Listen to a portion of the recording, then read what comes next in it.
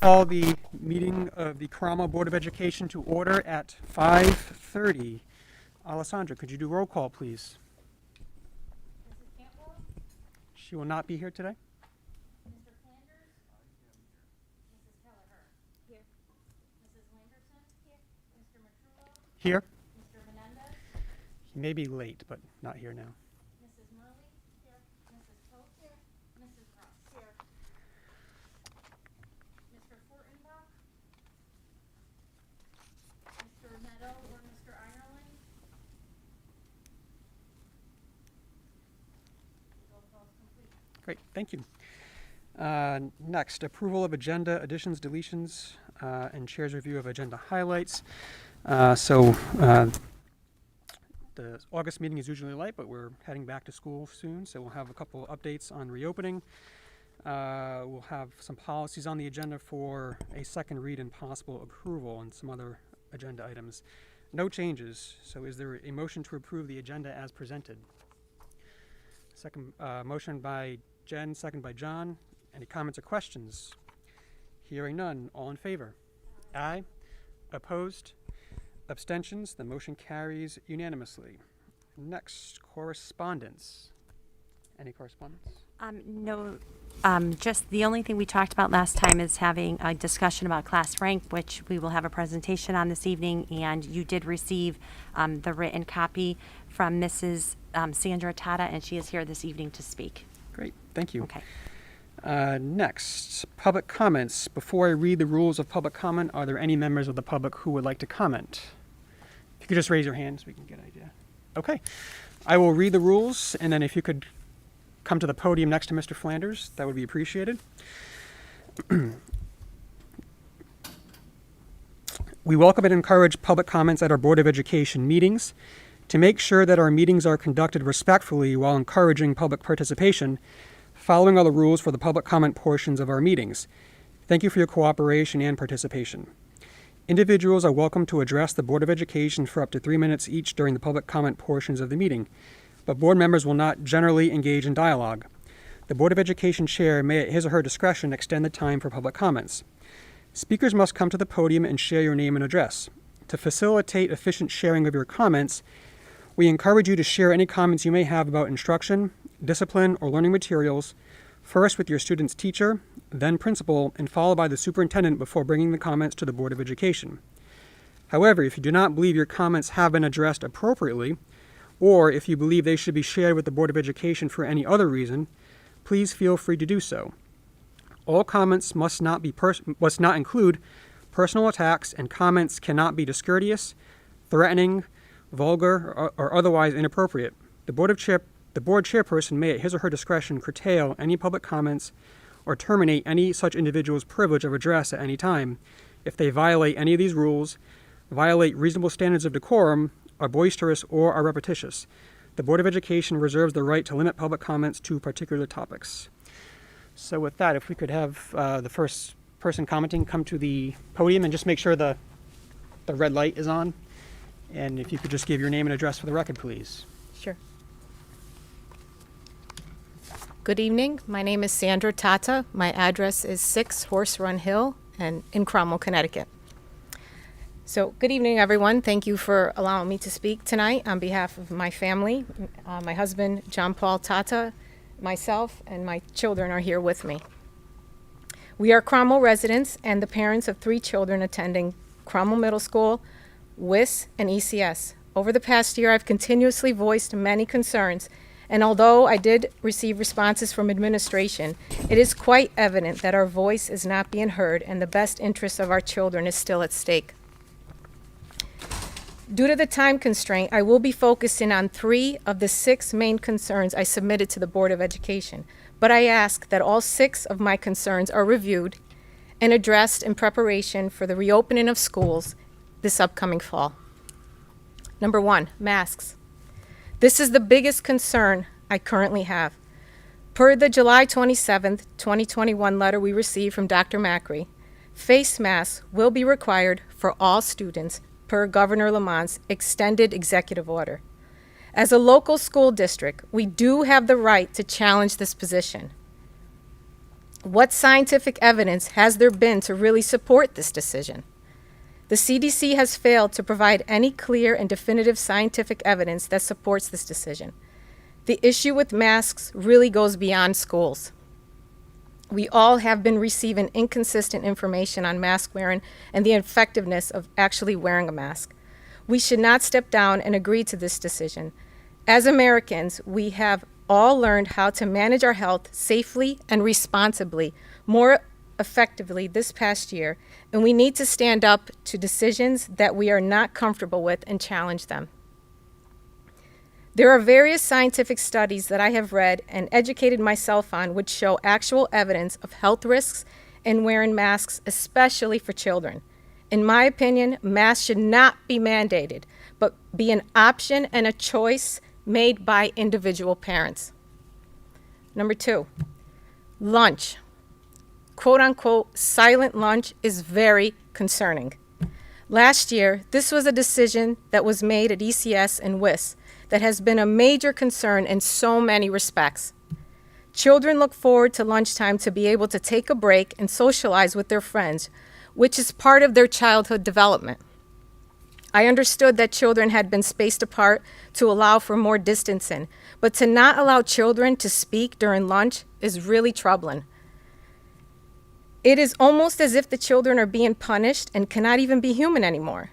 Then when their masks were removed, Then I learned that our students were rewarded with stickers for not speaking during lunch when their masks were removed. This is absolutely heartbreaking and really has gone too far. They have suffered enough from everything already, and it is time we have things returned to normal, and I mean real normal. Again, what scientific evidence can the health officials provide to support this decision? I ask that this decision be reconsidered for the fall of 2021. And then finally, mental health and wellness. Promoting children and young individuals' well-being is a critical part of keeping them safe, supporting their development to ensure that they have positive outcomes as they evolve into their adulthood. Mental health is the root of everyone's overall well-being and can be affected by multiple factors, including environments. I have spoken to many health professionals who have indicated they have seen and experienced a significant increase in mental health issues as a result of the current environment and negative impact it has had on people's lives. This is something that cannot be overlooked and needs to be taken seriously. The continuous restrictions and controls are causing unnecessary fear and anxiety that needs to be circumvented. We need to return to a normal environment that will facilitate and secure the success of our children and their futures. Dr. Macri's letter indicated that our administration continues to meet weekly with DPH and CSDE. Can these concerns that I have outlined in my comments be raised and ask for the evidence that supports the decisions that have been made? The experts keep referring to the importance of relying on the science to ensure safety. What scientific evidence can be provided to support these decisions? As already mentioned, these are concerns that I have expressed all along. I have been keeping myself informed, and there is so much conflicting information on all of these items, and it does not convince me that any of these decisions made have considered the best interests of our children. I have spoken to family and friends that have children attending schools in various other Connecticut districts, and it is evident that the protocols are not consistent across all of the schools. Ultimately, our collective goal is to set up our children and provide them with the means to achieve success in their adult lives. While I appreciate that you are all working with the public health officials, the concerns of parents should also be part of the decision-making process to ensure that we are not providing a disservice to our children. Remember, we, the parents, are responsible for our children's well-being and success and strive to protect them in every aspect of their lives. As parents, we are the advocates and hold the best interests of our children closest to each of our hearts. And for that reason, it is imperative that the opinions of all parents are listened to and taken into consideration. We look to the members of the Board of Education, along with Dr. Macri, to be the representatives for all of our children. Most importantly, we rely on you to safeguard the overall welfare of our children to ensure that it is sustained in the school environment. Thank you for your time to listen to my concerns. I hope and pray each day that it improves for all of us going forward. Thank you. Thank you, Ms. Tata. Next, if you could just come to the mic and give your name and address, please. Hi, my name is Jessica Tomzak at 14 Greendale Avenue. I think Sandra said most of the points I was going to make. First, masks are a big concern for me as well, which I have already indicated. Masks were already being taken off in the classroom for breaks and for snacks. So they're already together. Why can't they take their masks off in the classroom? They have barriers up. Why do they have to have them on there? And I have some few, will masks be taken off when outside now? Last year they were not. Even after guidance had been updated, they were left on. Children were not allowed to socialize with their masks off at all. They had to stand against a wall, isolated, away from their friends if they wanted to take their masks off outside. Also, I'd like to know what data is used to determine the efficacy of masks, because as of right now, even per the CDC's website, the efficacy of masks in prevention is questioned, yet they're still recommended. And there's up to 10 different studies on the CDC's very own website that question the efficacy of mask use when protecting against COVID-19. Also, how are we taking the psychological effects on our children into effect? For example, my very own son was in kindergarten last year. We ran into one of his teachers that had been in his classroom throughout the year without a mask at the farmer's market the other day. He didn't even know who she was because he had never seen her without a mask on. How is that okay for children not to know who their friends or their teachers are? That poses a risk for them because they could potentially think somebody's their teacher and it's a safe person and they could go with a stranger. We need to consider these things.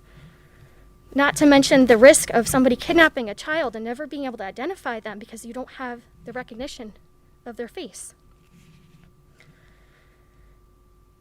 Also, the socialization aspect of our children. They are not allowed to socialize at lunch without masks on, at recess without masks on. They can only have games if they're significantly distanced. How is that impacting our children? To what end are we going to allow this to continue? We have to address this, and I ask that you do in your reopening plan. Also, I have another thing completely unrelated to masks, but I would like to hope that you would clarify in your reopening plans. We had an issue with progressive discipline came up last year with one of our children, and I would really like to know where all of the schools independently stand on that, so that way going forward we know where that is. Thank you. Thank you, Ms. Tomzak. Are there any other members of the public who would like to comment? Going once, going twice, 3 times. Okay, thank you.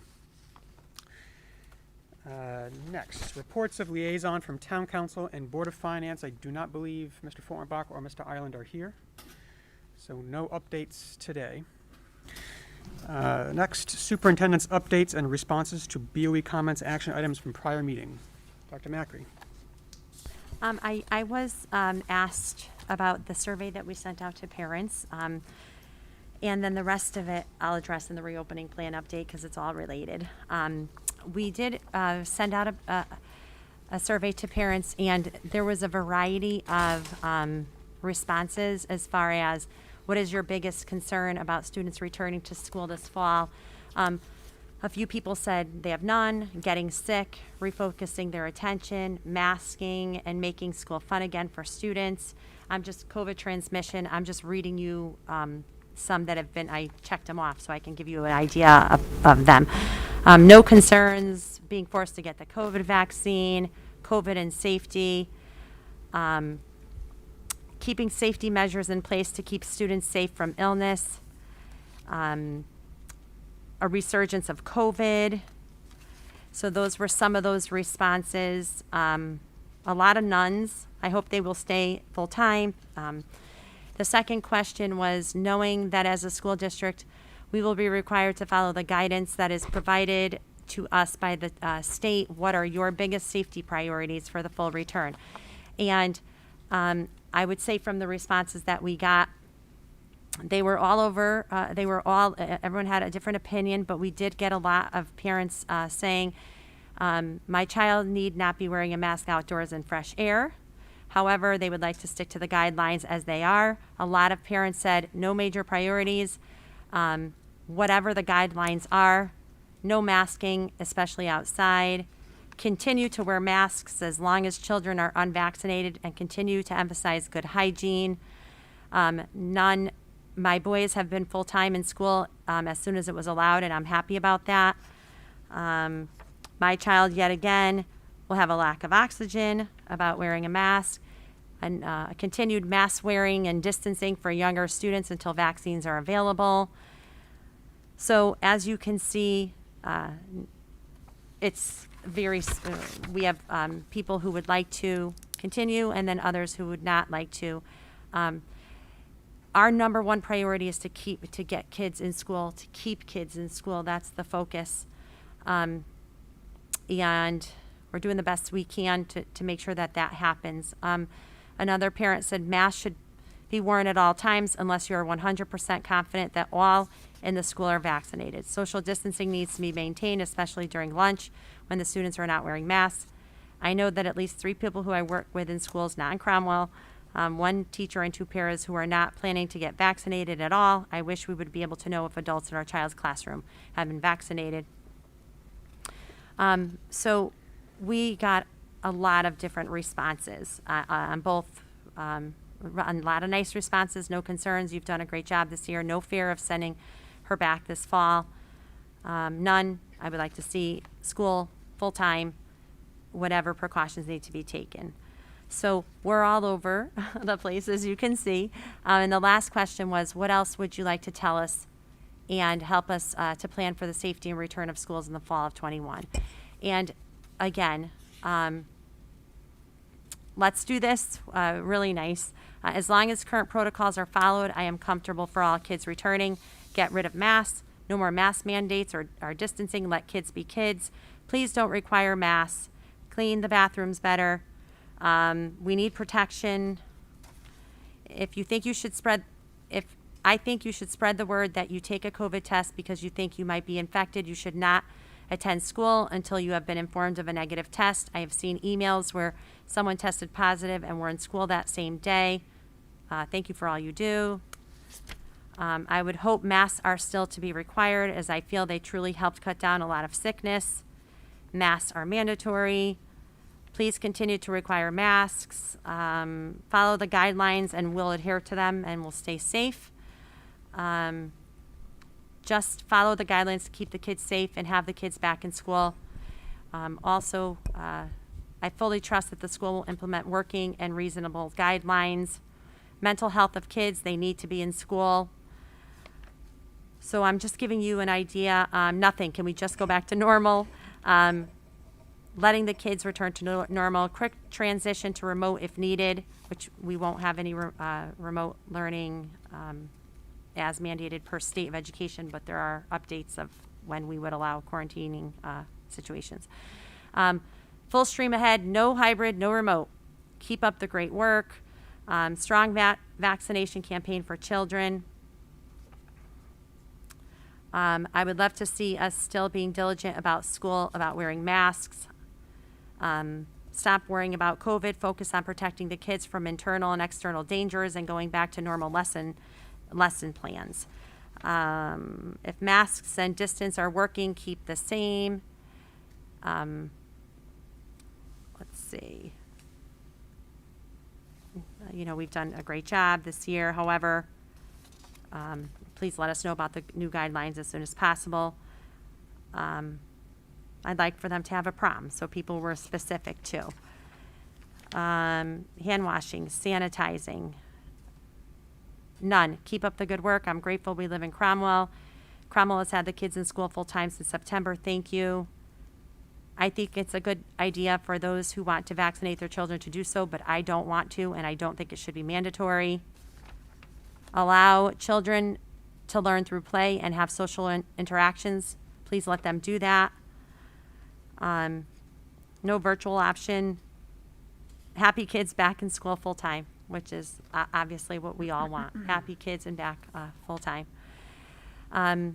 So as you can see, we have people saying continue social distancing and mask wearing, and others saying, please no mask required if a student is vaccinated. So we have a mix of everything from our families. So that was asked, and I shared highlights. It was all pretty much the same with those two things standing out. So I can save the rest for the reopening school plan update. Okay. Okay, any questions for Dr. Macri? Okay, next. Presentations and reports of administration, 2020 to 2021 budget update, reference A. Ms. Burke? Hi, good evening. Ann Burke, Director of Financial Services. I included in your packet a brief memo and an updated version of our projection. And as you can see, $2,705 is what remains from last year, which I don't anticipate any changes to that. We're waiting for one more document from the town, and then we should know for sure. So I will do a final budget at the next meeting, so you'll know exactly what we ended up with. As we have in past years, I will, with your permission, at that next meeting, ask the Board of Finance if they would return those funds to our capital non-recurring account for just some small expenses, or to put that together with money that we have accumulated from prior years, so that if something comes up, which incidentally I'll talk about later, we will have a little bit of money that we can possibly use. It is up to the Board of Finance to approve or deny. I always do my best to make sure we spend our money properly and that we end up at the end of the year in a good place. And I'd be happy to take any questions you might have. Thank you. Are there any questions for Ms. Burke? Catherine? Let's see. I have two questions. The first one is around employee benefits, and how were we off by so much on that we had such a great amount left over? Part of it is we do have new employees that come in that may or may not take insurance, but we possibly have budgeted for them. So we always set a placeholder for new employees, and we do have, I wouldn't say a lot of turnover, but we do have turnover during the year, and we add people during the year. Some people take insurance, some people don't. So that makes up some of the difference. Again, when we're estimating, it's truly just an estimate, and I am working on closing that gap a little bit. So I'm assuming that the salaries are greater because of the volume of instruction, teachers that we needed, and Yes. substitutes and everything yes, else that we needed. salaries. So We that's why- had some COVID coverages that we needed. Yep. And we needed to have additional staff brought in. Yep. So yes, for salaries, that is correct. Okay. And my second question was, I had it marked off, was around the tuition. I thought that we knew what our tuition was before we went into the year. Oh, for tuition, with special education, there's an excess cost reimbursement component of our expenses. And this year, the state of Connecticut gave us slightly more of a reimbursement than we have in past years. Okay. So that helps us offset our estimates. And it also has to do with children's needs and how they change, or if a student maybe leaves or a student comes in. So that number has to be very fluid and flexible throughout the year. Okay. But we did receive additional monies for excess cost reimbursement. And that's a formula-based submission that we make to the state of Connecticut Okay. on a 3 times a year. I just want to make sure, so in that tuition line, you're right, it includes magnet schools, regular education, but Right. then that also includes special education and new students coming, students going, a need that may change. So that equates to both of those. It's a much more stable number when we're looking at just the magnet schools, but when we're looking at students with special needs and what they need, that fluctuates Okay. a little bit more. So that all falls under tuition. Okay, I thought some of that was underneath pupil services, so, The tuition, it depends on the service, but the tuition component falls under tuition, right, Ann?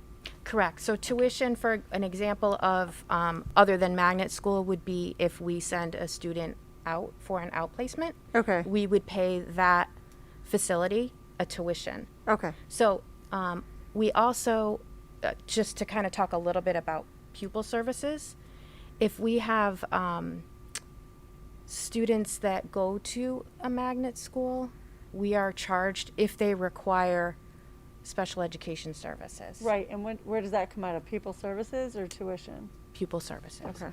But it depends where the child is going to school. Okay. All right, thank you. You're welcome. Any other questions? Just a quick question, if you could give a quick update on current year budget. I assume there's not much activity, so is there anything to note for the current There year? is not much activity. Well, there is activity. I mean, we do start Right, with right. salary in July, and we do really work at getting most of our purchase orders into the system. I would say that I'll probably give my first report on 21-22 in the fall, maybe October, November timeframe. Only because there are certain things, and magnet school is a good example, where we're waiting for the schools to finalize lists, who's coming, and verifying that against, they do a big verification process, so sometimes that's a little bit delayed to get that into the budget. So the best budget you have is when you have your expenses encumbered to the best of your knowledge, and then you forecast what you're anticipating. But usually I don't have a report Okay. with really good information Right. until October or November. Will we have received any ARP money by that time, or have we received it? Yes, I Currently. believe, yes. Okay, if A little bit at a time. Okay, if you could just add that in the next meeting's report, it doesn't have to be the full budget update, but Sure. just maybe a status update on where we stand there. I can, yes. Great. Any other questions? Okay, thank you.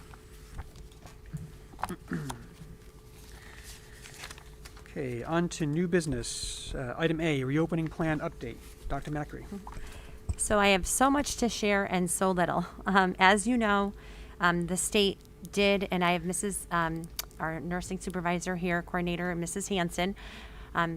I might ask her to come to the podium to answer some of your questions as well. Mrs. Hanson, myself, and Mr. Neshi, our health coordinator for the town, joined the DPH and CSDE calls every Tuesday, 8 o'clock. And just to help everyone feel a little better, we submit questions ahead of time. We have everything that was addressed tonight and we've asked over and over and over again. Once in a while, we don't get any answers at all. We come back the next Tuesday and pretty much pray that we're going to get some answers, and today is Tuesday. So we got some updates. However, they keep changing as the data continues to change for how many COVID cases are positive, how many hospitalization rates there are, how high our vaccination rates are. As far as Cromwell, we're in a good space for adults. At the middle school, I believe Mr. Neshi said as of today, we're almost at 50% for the middle school. Was it over 60%? 12 to 15. For 12 to 15, yeah. 12 to 15 is 44%. 44%. How about the, The next age group was. Excuse me, Nurse Hanson. do if you wouldn't want to mind come up? to I'm sorry. Thank you. I can't remember the numbers exactly. We're not as high as we really want to be. Could you just repeat that information so Sure. everybody hears? So we'll give you the numbers for vaccination rates in Cromwell as far as students who are eligible. So they break it up into categories, and it's not always helpful. The first category is 12 to 15, and we're at 44% currently in Cromwell. And then The next age group goes from 16 to 44. So that, is obviously bringing in a lot of adults, and that is at 73%. And I don't want to misspeak. I thought when we talked to Sal, he thought we were in this around 60%, but was I thinking something else? No, and then as a From high school? no, No? I think Okay, then he also gave a number for all of Cromwell, Okay. and I think that was 76%. Okay. I have it written down. I have it with me, but No, I'll it's just, okay. I just confirmed. I'm pretty Of sure course, that I that's was on correct. another call when this was happening, so I wanted Yeah. to make sure I didn't miss, and I thought that's what I heard him say, but we could, so what we plan to do to get better numbers, we had to get advice from legal. So we are allowed to ask adults that work in the schools to provide us with a copy of their, or let us know they were vaccinated and provide us with a copy of their vaccination, so that we have an idea of how many people have been vaccinated, and we can act more quickly than we have in the past as far as quarantining, because the quarantining rules have changed as well. We are also allowed to ask families voluntarily if their child has been vaccinated. They may share their vaccination status and card with the school nurse, and that does not break any HIPAA or FERPA, doesn't have any HIPAA or FERPA violations. So we just got this information today from legal. So we will be doing that. People can wait and say, unless my child or unless I as an adult, I'm going to be quarantined, I'm not going to provide that information, and that's okay too. If the information isn't provided and we see a copy of proof that the person has been vaccinated, then the person will, depending on the place, so if they get quarantined in school, they could do the 5 test on day 5, come back on day 8 if it's negative. If you're vaccinated, right as of today, and you could mark my words today at 6, not even 01 on this date, and it could change tomorrow because that's how it is. If you're vaccinated and you prove that you're vaccinated and you weren't within the 6 feet, then you're within, closer than 6 feet, then you don't have to quarantine unless you're symptomatic. If you're symptomatic, it's a different story. You have to quarantine. So as you can see, our heads are filled with all of this information, and we're trying to decipher how to put it all into the school reopening plan, which we're working on. And I hope to have out to all families. I did send a letter out today with a COVID vaccine clinic and letting families know that by August 18th, the district reopening plan will be out. And then the schools will have their plans out no later than the 20th. So we hope and we highly encourage families to participate and give us information. It will not be shared with anyone if they don't need to know. It's myself, and not even me, actually. I don't need to know either. It's really Mrs. Hansen and the nurses who are doing the quarantining, and then the school administrators who are helping as well. And we figure out who needs to be quarantined and who doesn't have to be quarantined. So quarantining rules as of today are we are allowed to have students within 3 feet of each other in the classroom only, nowhere else. That's because they have to stay put, not move around, facing front. So they must, as long as they're 3 feet and they stay within that 3 feet, they're not subject to, we'll always contact trace. Everyone always gets contact traced. But they will not be subject to a quarantine. Anywhere else in the school at any time, cafeteria, auditorium, they have to be within 6 feet. And they also have to be within 6 feet in PE, because of, and music has their own, last year's rules for music, the addendum, it was 6, you have to be 6 by 9, and you have to wear masks and bell covers. None of that has changed. All of that is still in effect. They're not updating that. The good news is, when the kids are at lunch, they will get to take their masks off and talk. They have to talk quietly for the tone, because obviously if you're speaking, this would be really hard if I was in there because I talk loudly. So there's a greater chance of spraying droplets, sorry. And so the students will be allowed to talk with their masks off while they're having lunch, and then enjoy each other's company. And then they'll put their masks back on when they're waiting to go outside. And then when they go outside, they will be allowed to take their masks off and have recess, which will be really nice because they're outside and they can socialize, which was a win with the research that CDC and DPH is sharing with us. So I was happy to hear that, and we will have that on our reopening plan. They can play in cohorts. They can play with each other. They have to wash their hands. This is the most important thing, is really washing their hands before and after everything, because they're going to be outside and perhaps playing on the playscape.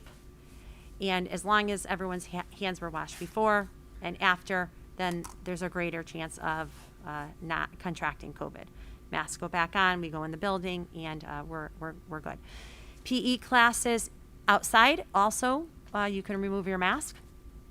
And they have to in between cohorts. So if kids are moving groups of 3 or 4, they would be asked, just like you would at the gym anyway, if you were working out, and we should be doing this anyway, is to wipe down the equipment and the next group comes over and uses it. These are things that they just came out with, and as of now, because just like was spoken as far as research, as much research as they have is what they're going on based on what happened last year here in Connecticut. We saw some transmission in the classroom, very little, not in Cromwell, like maybe one situation, which honestly I would bet Mrs. Hanson and I would beg to differ that it wasn't, because there was also outside situations. So the state is using our data, and they're using national data, but they're using Connecticut's data to come up with these variations to allow us to have school look a little bit more normal, but yet to continue to keep kids in school as much as possible and healthy and safe. And that goes for the adults too. The difference is students can be 3 feet from each other only in classrooms.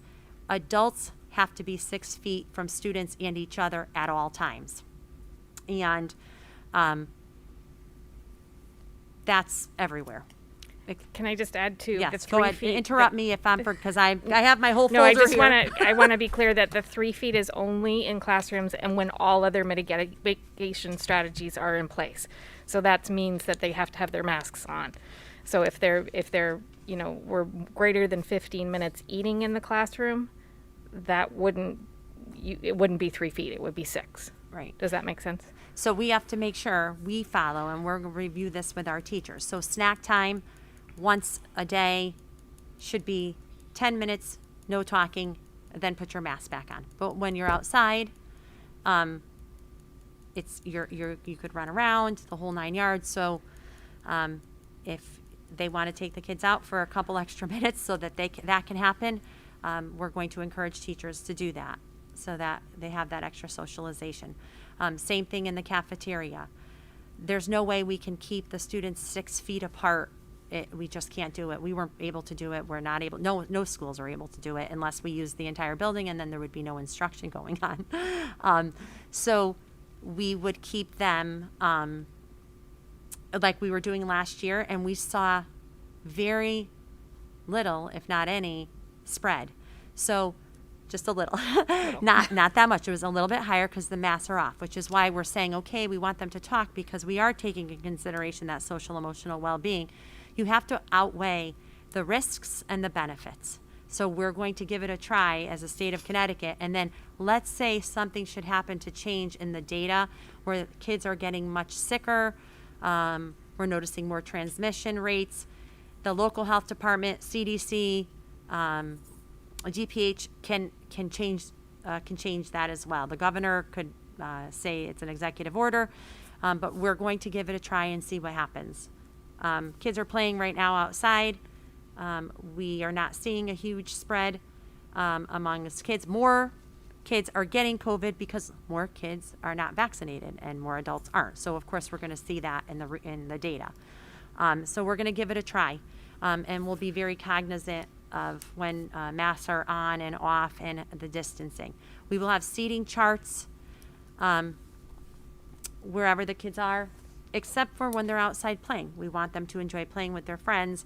They're running by each other. There's very little chance of them sitting together for 15 minutes just talking. They're running around, they're passing each other. We have that whole 15-minute thing, which is, it is what it is. That's what they gave us. That's what we go by. Anything you want to add to that, Jillian? Mrs. Hanson? I don't know if you want to add anything.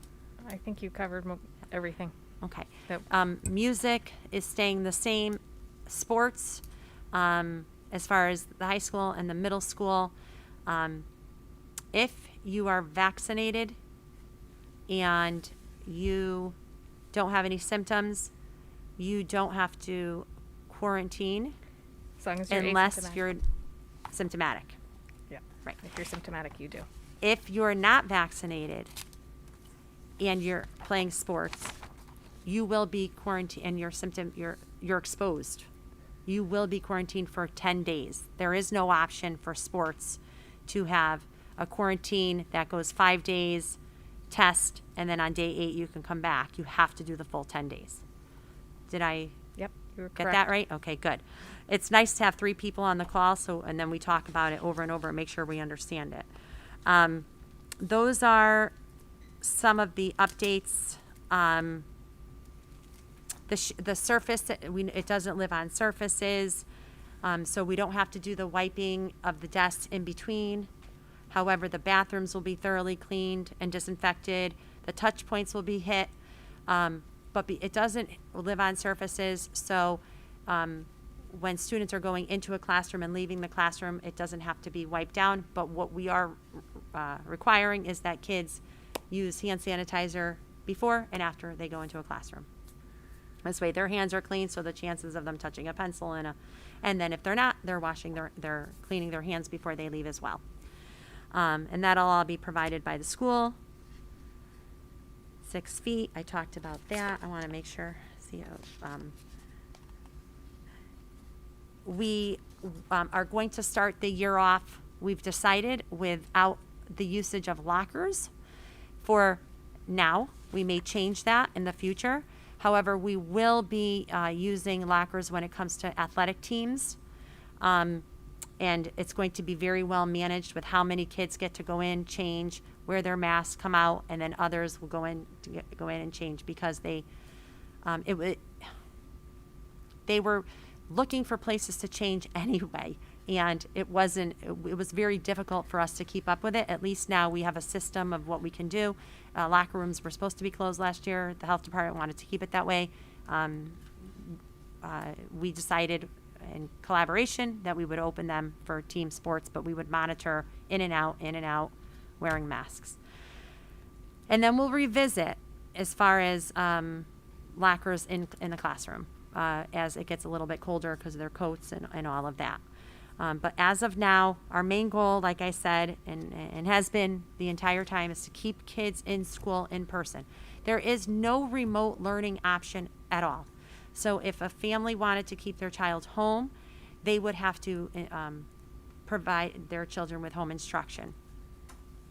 If a child is quarantined, a child will be quarantined. We are working on the logistics of how instruction will be provided to children across pre-K through 12.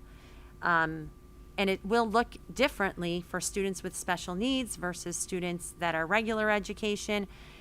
We are going to be looking at kids with 504s and IEPs, very specifically making sure that we're providing their service hours and making sure that they get everything they need. And then students, we're leaning toward Google Classroom. All assignments must be in Google Classrooms. Students can access their assignments in Google Classrooms.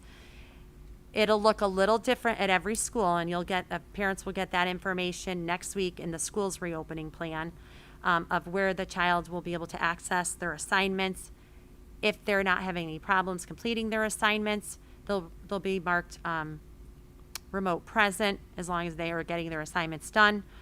And maybe absent excused until we know they've gotten their assignments done, and then change to remote. We're thinking about another code, but we haven't determined yet. All attendance procedures are in place. If you don't attend school, you're absent. There will be no snow days that are remote for this year. They are legislatively, they're looking into that for the future, but we will be making up all snow days at the end of the school year again. There will be no remote learning. I think that covers the big things. We have to really work out the logistics that'll be in the reopening plan, and I don't want to say too much because we also are working in unison with collective bargaining units to make sure we don't need MOUs, memos of understanding. But as far as so far, so good. We're in a good place. But there is a lot, and Michelle is working, Mr. Morrow is working on the HR side, making sure that we're providing clear information to our staff of the quarantining procedures for them, and then with our the reopening plans so that we can provide information to our families. So hope to have those out on the 18th. We're scheduled to work on them at 1:30. They should be out hopefully by 5. Okay. Okay. Any questions? Any questions? I saw Catherine before, so Catherine, John, Jen. Okay, so I have a couple of questions. Okay. The first one is back from the beginning when you said 76% of Cromwell is vaccinated. Is that 76 of eligible residents or 76 of all residents? What do you think, Jillian? Mrs. Hanson, I'm not sure what. It's hard to. Are you thinking that they're taking out the people that are unable Yes. to be vaccinated? I don't know. Yes. That's a very good question. They say that it's 100% in the 80+ group, so that would obviously bring that number up. Right. But we can ask Mr. we can Nash. ask. I will say, just in response to that, the DPH has on its website a map of Connecticut, and it's broken down by each town, and that's each right. town is broken down into each census Right. district, whatever it may be, census tract actually. So Cromwell is divided into 3 tracts, and you can click on each tract, and it'll say by age group what the vaccination rate is, just for your information. But it doesn't tell you the overall percentage? It may be, I don't know. There was Yeah, like a 2-page disclaimer at the beginning Yeah, about yeah. what it does include and doesn't include. And So my but if my you're non-attorney self shut that off, so. Yeah, me too. I didn't read it. read the whole thing either.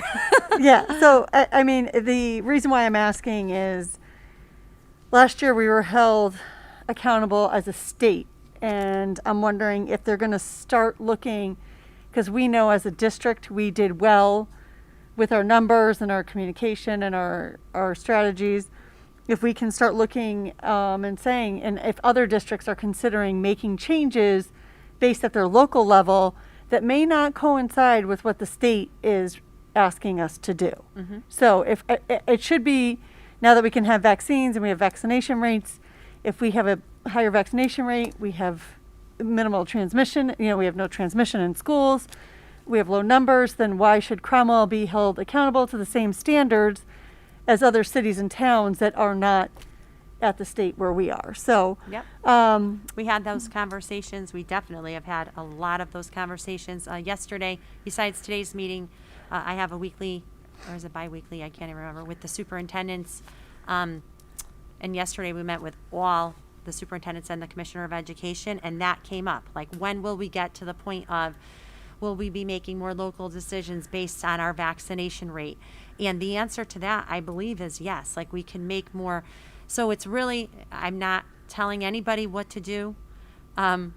Everyone has freedom of choice and whatever they need to do, but the more people that are vaccinated, the quicker this is. There's going to be other variants. This one is more contagious. More kids are getting it.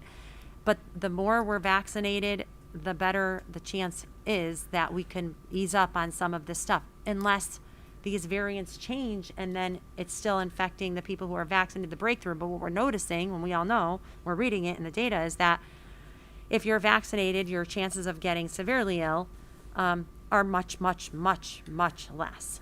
Well, so it's not just, vaccination is obviously the largest factor, but there are also other factors that come into play that could maybe help Cromwell kind of get out of where we currently stand right now, which is held to a much higher standard than we really should be. And we saw that a lot last year, and we were all frustrated with it. But I kept kids in school the entire time, especially elementary. Elementary, yes, which is a great segue into my It would have been a lot worse. A lot of other districts took chances and were out of school and remote learning for a lot longer than we were. And my goal was to keep the kids here. And it's not just me. It's me and the local health director. But they are having a conversation legislatively. As of September 30th, the executive order, especially for the masks, it's an executive order. It's us. That's why, unfortunately, we have to have everyone wearing masks in buildings, even if we're 6 feet apart. But if that eases up after September 30th, I don't know. We don't know what will happen. But if the governor says, okay, there are no more executive orders, or there's only executive orders about this and this and this, Cromwell, in collaboration with the local health department, the town manager, and the school system, can work to see where we want to, ease up on some of this, depending on how good our vaccination rates are and how good our data is too.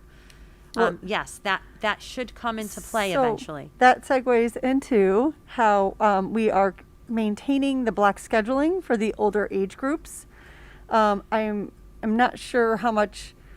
From what I understand, not obviously a lot of group work was done, even at the elementary level, but at the older level, there were no labs. There was no group work, and it was extremely detrimental to a lot of our students. We're still keeping them in this block scheduling, which is also very trying. They have huge blocks of time where they're not able to do everything that they need to do. So are we changing that this year? Are we Block allowing them to scheduling. do more because we have higher rates of vaccination, obviously, in the upper level schools due to the fact that they can get vaccinated as students? That was a good discussion that we had today too. We talked about, I haven't gotten 100% yes to this yet. With the little ones, I think I got 100% yes to this. I would like to be able to have small group instruction, at least with the teacher and the student. The teacher has to be 6 feet from the students, but the students can be 3 feet from each other. So can we call small groups up to meet with the teacher? We're not going to be, at least not in the beginning, we're not going to be able to do station rotation, even though we've been killing ourselves to get towards station rotation models. We know kids learn from each other, except for we can't ensure that seating chart, the kids are not going, it's too difficult. But direct instruction, calling kids up for their direct instruction is, we really want to try and do that in every classroom. Labs, we talked about today too. They're able to share the materials if they're washing their hands and doing all of that good stuff. It is hard to stay 3 feet. We'll try to keep them, but it's really difficult to stay 3 feet when you're doing a lab. But the most important thing is that the lab is a little bit shorter than 15 minutes so that we can actually do them, because then they're not, we're beating one thing if not another. If everybody is vaccinated, if people are willing to share vaccination status with us, and the principal knows and is able to say, everyone is vaccinated, so we don't have to worry so much about the 3 feet, then we will. It really depends on how comfortable and safe everyone feels with sharing information with us, and then we could translate it into the classroom. But yes, we need to get back to some type of small group instruction, especially the direct piece. We need to get back to labs. Like I said before, benefit outweighing the risks. I don't want any of our kids who are now going to be juniors. Freshmen and sophomores had no experience with labs. Now they're going to be juniors, no experience with labs. Then they have to go to college and they haven't had any labs. So all of this is being discussed, and we're gonna try to do it in the way in which we just said.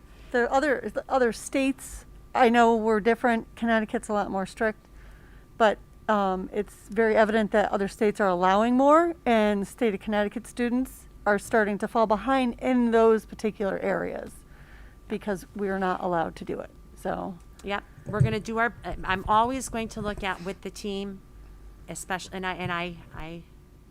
yeah, I'm very happy and proud to be your superintendent, but remember, I went to school to be a teacher, then an administrator, and I know more about ductwork and everything else in schools than I've ever wanted, but I am not an epidemiologist. I have to rely on those health experts to give me information, and I do, and I want everyone to know, not just myself.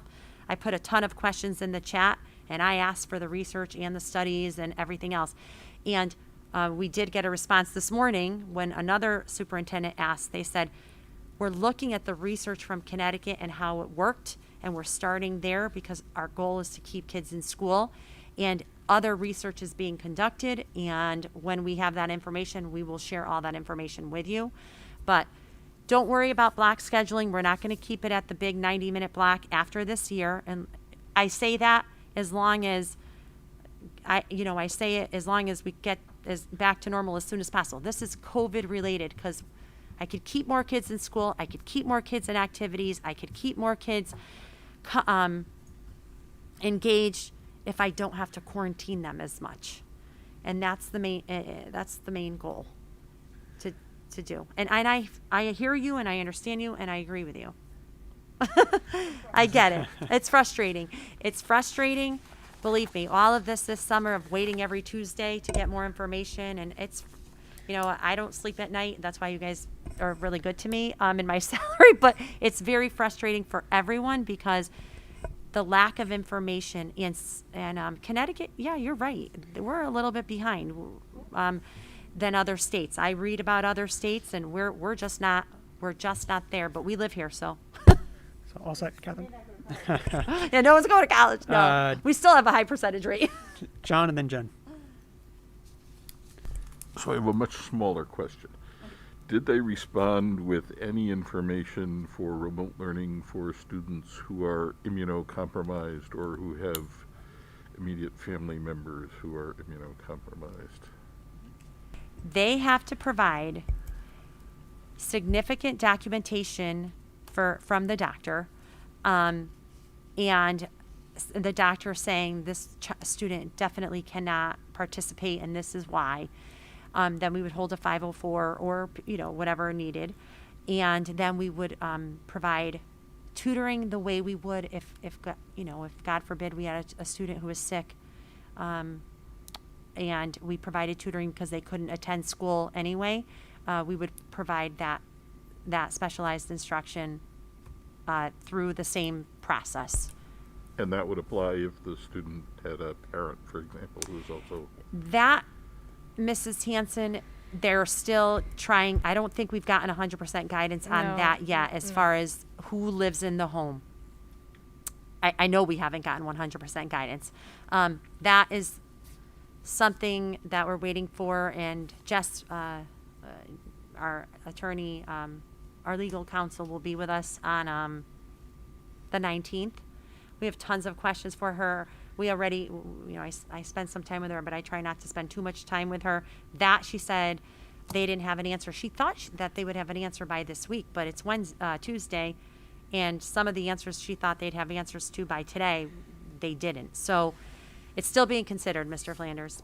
And as soon as I know, I'll make sure everybody knows. All set, John? Okay. Jen. I was just curious about our athletes. Are they required to wear masks outside during when they're practicing or during games or anything? Outside, they are not required to wear masks. However, if we need to contact trace, we're going by the 6 feet. And if it's a team sport, we're following the same rules that we did last year. So if you're playing a team in Haddam-Killingworth, HK, they're exposed. We can't definitively say this child wasn't there. Either they were absent or they were on the bench or whatever, on the sidelines. They didn't play. Then they will have to follow the quarantine unless we can prove it, which will be impossible to do. So the Unless they're same rules as vaccinated. last year. If they're But vaccinated, they if they're wouldn't have- vaccinated, they're good. As long long as they're as they're not asymptomatic. symptomatic. As long as they're asymptomatic. So Mrs. Hanson's going to be very, very busy again this year. Dipti. Hi. I have a question regarding some of the recommendations that was sent to us. My concern, I'm very frustrated about the mask guidance. And I also have concerns about students with special needs who receive related services and they have to do it with a mask on. Are there exemptions for students? It said in the recommendations that parents can get exemptions from a behaviorist, a counselor, or a doctor.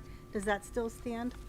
It's in the Executive Order 13A of where they can get the recommendation, in order to take their mask off.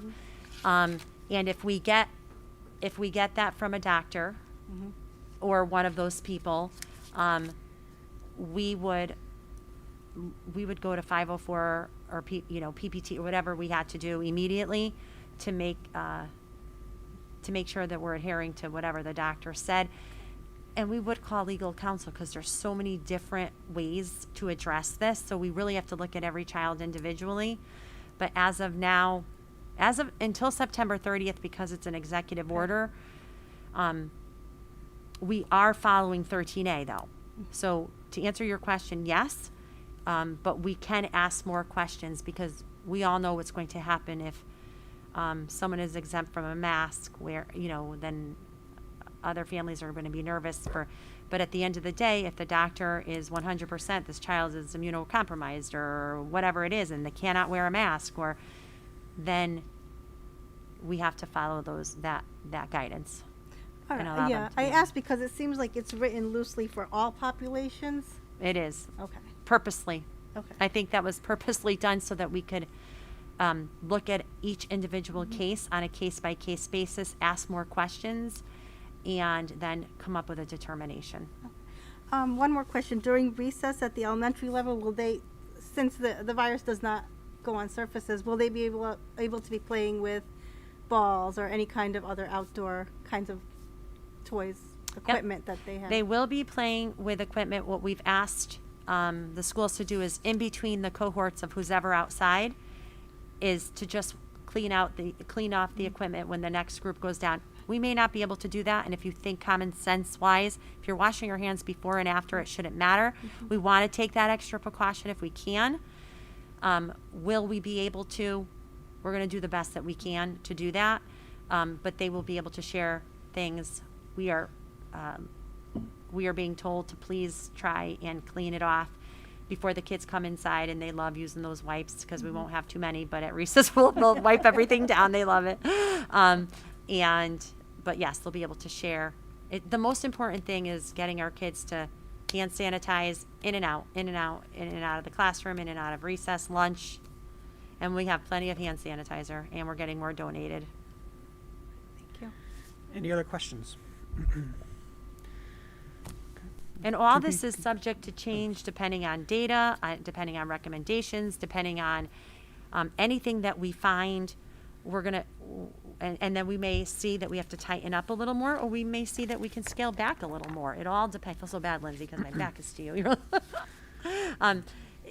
It all depends, and it'll constantly be changing, and that's why I did our reopening plans will be online, and every time there's a change, they'll be updated, so that I'm not driving parents crazy all the time and sending out, alerts. But we are doing the best we can. We are taking everything very seriously, and we really want the kids to come back to school and enjoy their school time and enjoy being here with each other, because they're the reason why we're here. Great. Thank you. Okay. I'm sure there'll be an update at the next The next as well, meeting. so- Don't worry. so- I'm sure there'll be 20 more. Yeah. All right. Next, action approval of the minutes and motions from the regular meeting of July 13th, 2021. Is there a motion to approve? Motion by Catherine, second by Dipti. You were absent that meeting? Yes. All right. So motion by Dipti. Is there a second? Second by John. I was just checking that. All right. So motion by Dipti, second by John. Any comments or questions? Hearing none. All in favor? Aye. Opposed? Abstentions? Catherine abstains. Catherine, are you abstaining from that one? Okay. All right, thank you. All right, approval of the minutes from the executive session meeting of July 13th, 2021. Is there a motion to approve? Motion by John, second by Selena. Any comments or questions? Hearing none. All in favor? Aye. Opposed? Abstentions? Catherine and Jen abstain. Otherwise, the motion, that was the executive session. So you were there. Okay. So just Catherine is the abstention on that one. Otherwise, the motion carries unanimously. Okay, next, approval of the minutes and motions of the special meeting of July 28th, 2021. Is there a motion to approve? Motion by Catherine. Is there a second? Second by Dipty. Any comments or questions?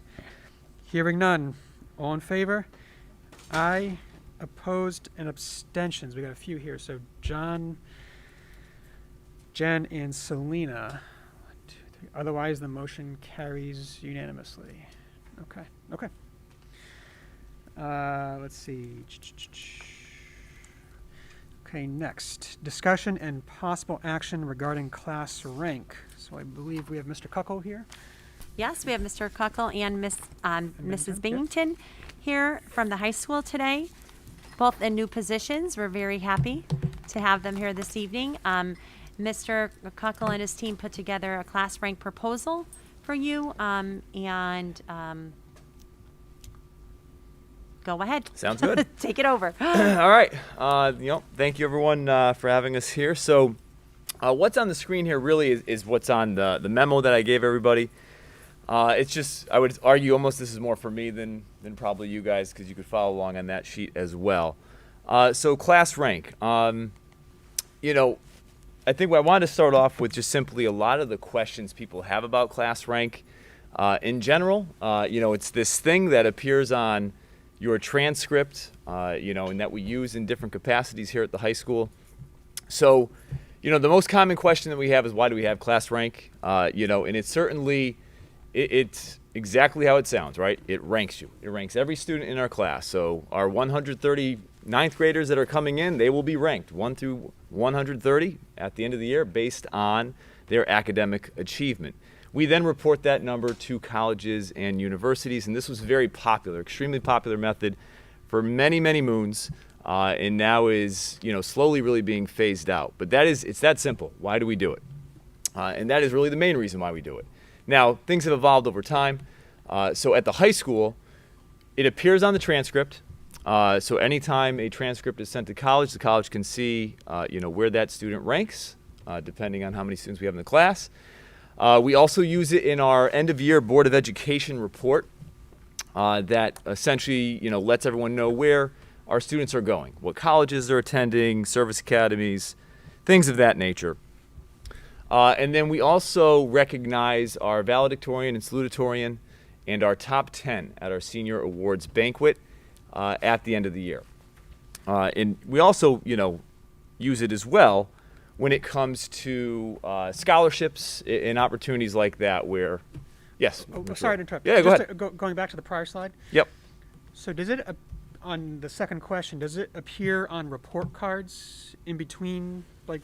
It should those not. events? It should not. I can double check that. It Okay. should not. It Just should only curious. appear on a transcript. Okay. Yep. Because we don't calculate it after each quarter.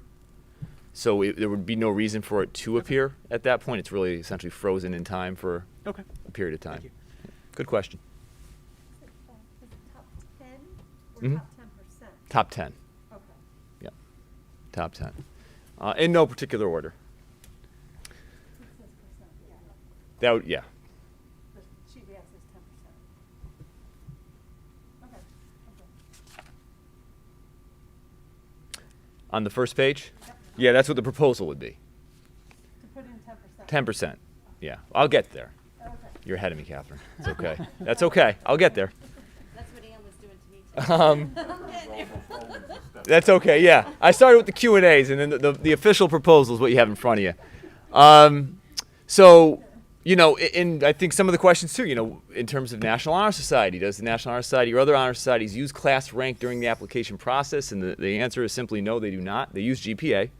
Now, granted, that's what class rank is based off of, but again, we are not reporting that, and I can say that with 100% confidence, since I am the person, or at least in my former role as assistant principal, I would provide the GPAs to the National Honor Society committee that would look at inductions, and we do not provide class rank on that. In terms of next question, will the removal of class rank hurt my students' chances of gaining admission to college? This is a big one. Really, so part of this answer is actually a response from the UConn, admissions office, where essentially a lot of colleges now have reserved the fact that high schools are moving away from class rank.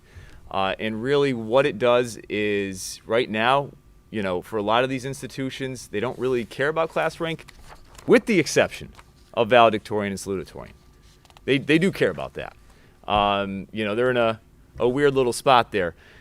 So they're used to it, and it forces them to look at, what we preach, which is the whole child, and look at the whole resume and let them stand on their merits that way and not rank. Ultimately, at schools, and we don't oftentimes realize this, we're actually, people think that you're competing with students from other schools when you report the class rank, and you're not.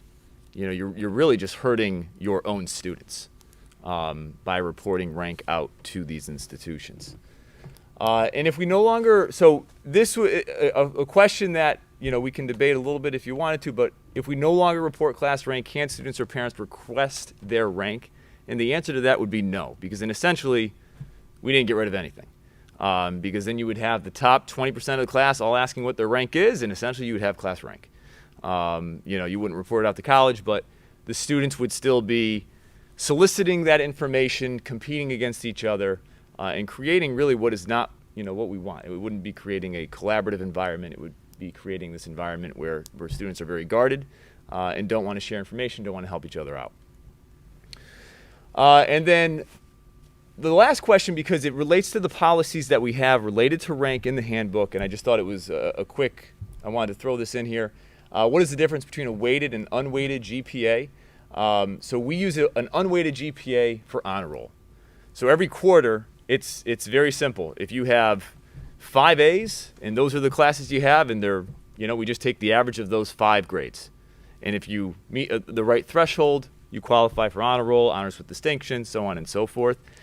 And that is for your unweighted GPA. Our weighted GPA is essentially how we allocate certain points for taking harder courses.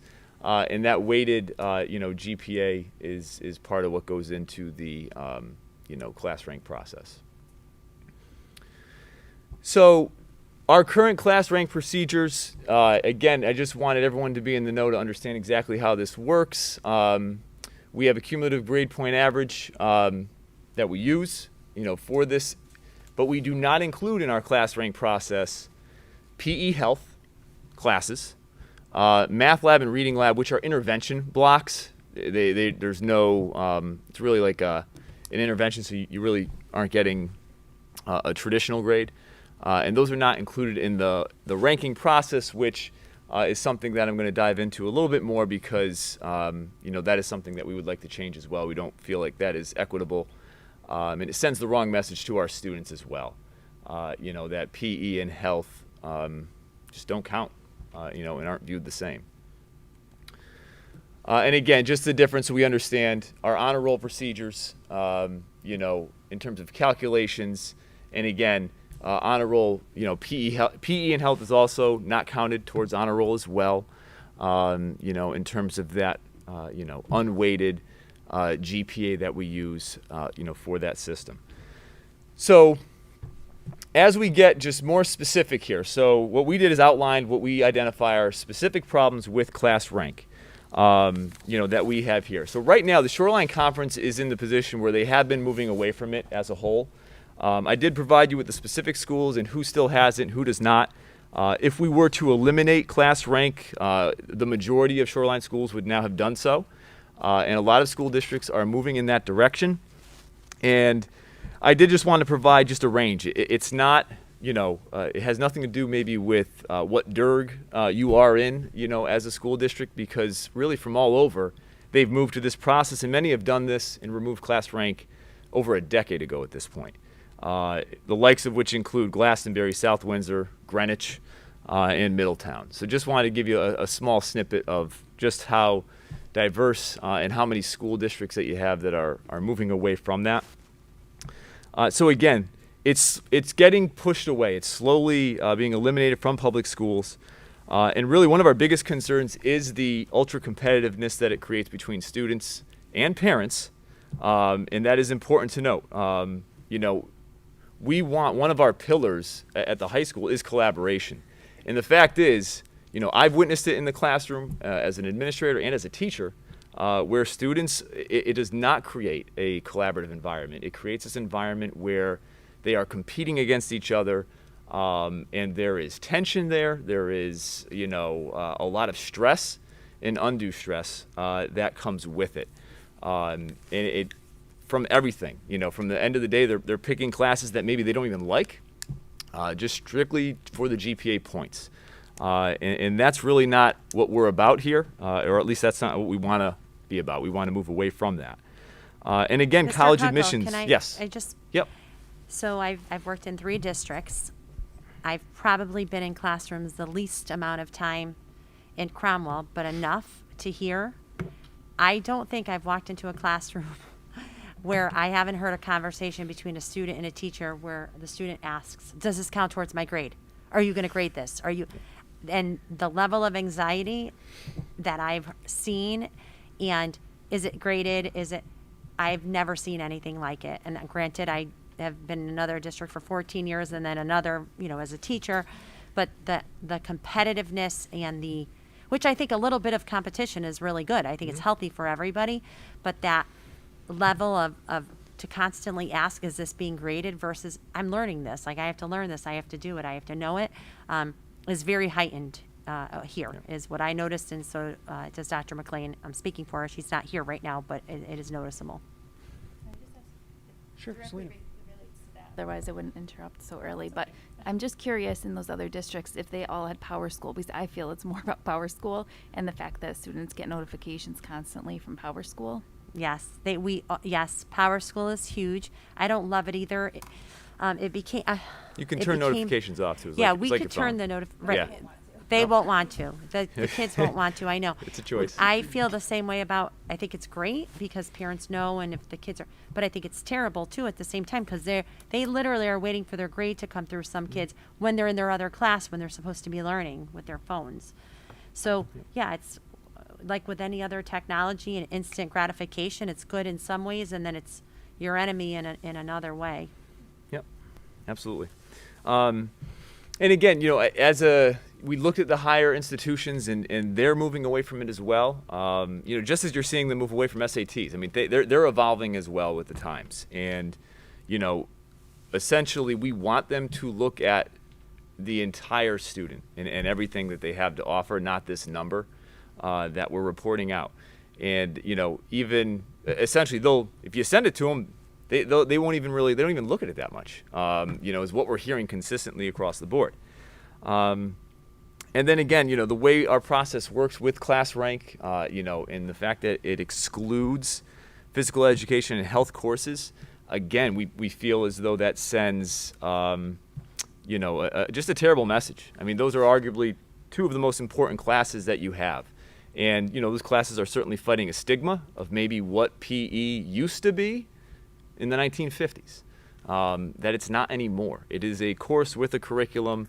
I find it's disturbing that we have a class that teaches about mental health, but yet we're telling kids it doesn't count. It doesn't count towards your GPA. Then it doesn't count towards class rank. You know, it places it on a different level, and we do think it's time to change that. So what we're proposing is we are proposing to eliminate the reporting of class rank and only reveal rank information for the following purposes.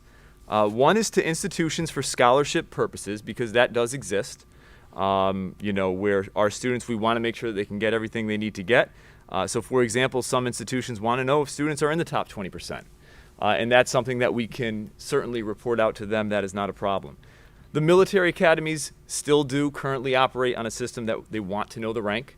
So we would report that out to West Point, Naval Academy and the likes when we have students applying to them. We still plan on recognizing the valedictorian and salutatorian at graduation and our senior awards ceremony as well. That is essentially, when these schools have all transitioned away from class rank, they've all kept valedictorian, salutatorian, seeing the value in that, and colleges still want to know about your 1 and 2. And then what we're also proposing is, instead of acknowledging the top 10, we acknowledge the top 10%. Because by acknowledging the top 10, essentially, for example, we have a graduating class of 160, and then the next year you can have a graduating class of 120. But yeah, we're still only saying, well, we're just acknowledging the top 10. There's a disparity there. And so the top 10% could be acknowledged at senior awards. However, we would not acknowledge them in any particular order. It would just be high-achieving academic students that we've had, to honor that hard work that they've put in their years here at Cromwell High School. Furthermore, we do want to remove, so by removing class rank, what we were saying is we're going to remove it from student transcripts. So it would no longer appear on a transcript that we send to a college. And then in line with that, just so that way there is more clarity around the issue, we will more clearly publish how to calculate a weighted and unweighted GPA for our families. We can certainly do a lot more with that in our handbook and reporting that out. So it's less of, I think for some, that calculation is probably effortless. But really, for many, it's much more complex system, than one would, than it first appears, I would say. And then we would also like to add physical education and health classes to our GPA calculations, and include physical education and health classes in honor roll calculations to place them where they belong alongside their other content areas. So that is what we're proposing. Thank you, Mr. Kuckel. Yeah. We'll open it up for questions, and this is on the agenda for possible approval tonight, but if we have requests for information, we can certainly hold this over to the next meeting for a vote. There's nothing here that's going to impact the opening of school. So just a comment and a question for me. I generally agree with the proposal. I don't think we should have the board report with everybody's class rank. The one item I did want to question, and you actually mentioned it in your presentation, about there possibly being a debate about requesting the class rank. I guess I would like to see students to be able to request that rank. It is their personal work product that's going into the rank. They deserve to know that if they want to. And I think you made a comment about, if we do that, then we're not really removing class rank. But yet we're still keeping track of the top 10% and the salutatorian and valedictorian. I can see a student that wants to know that because maybe they want to get into the top 10, or they maybe want to be valedictorian, and that's a motivating factor for that particular student, and I don't think we should remove motivating factors in that sense if it's important to that student. I can't speak to the competitiveness in this particular school. I don't come here every day, but my experience was a long time ago, but I thought the students were very collaborative even with class rank in place. So that's the one comment I would like to see change, but otherwise I'm fine with the proposal. So if we could consider that or open it up for discussion if other people want to, that's my one comment. So. Yep. Jen. I think to Mr. Kuckel's point, if you're going to give students the ability to get their rank at any point, you're going to have that same competitiveness happening where everyone's just going to find out their rank again, and then you really aren't eliminating it. Like, you're just giving everyone the option of having it. I work at Glastonbury. We did away with rank. Students are not allowed to request their rank. Parents are not allowed to request their rank. We don't even have a valedictorian or a salutatorian. They just recognize the top students above a certain GPA at graduation. There's usually 4 or 5 that are recognized. We have not seen it affect college admission in any way. Some UConn does request our valedictorian and salutatorian because they do get scholarships. So we need that information as counselors and as a school so that we can share that with the colleges. But we have not seen, not having rank has not been an issue. And I think if you open it up and allow students, there's no purpose in saying you're going to eliminate it if you're just going to let them see it. Well, I think, just to respond, I think the difference is posting on a piece of paper that goes out to a school is the primary purpose of the class rank. And that's why I asked if it's on a report card, because I know some schools put it on a report card. And maybe some kids don't want to know the class rank, so not proactively putting in front of their face is, I thought, sort of the primary purpose of the proposal. But if a student wants to know how they're doing relative to the other students in their class, again, I see that as not a bad thing. That's just me personally. So. Selena?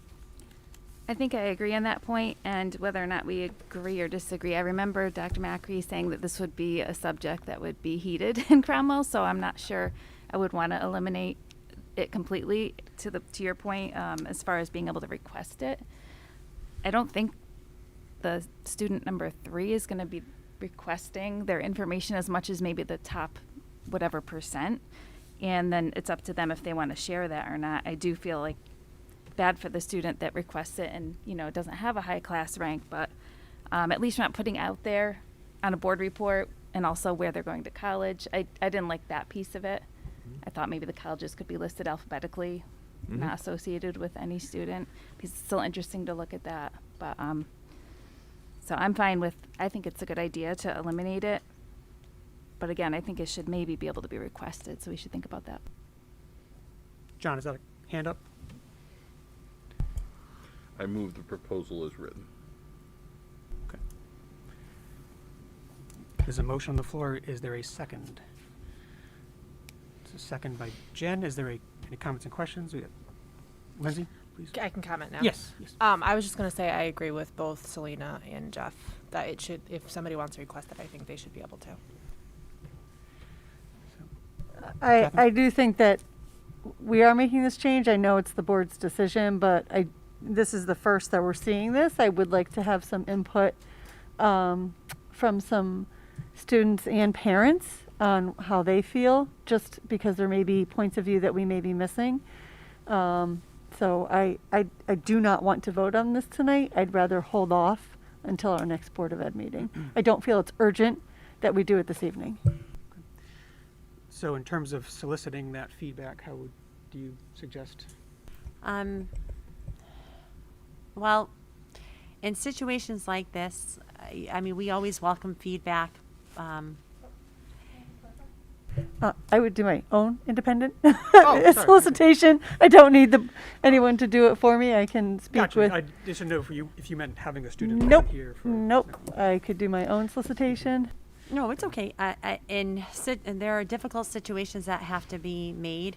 I see this as curricular, operational, and what's good for our students socially and emotionally. I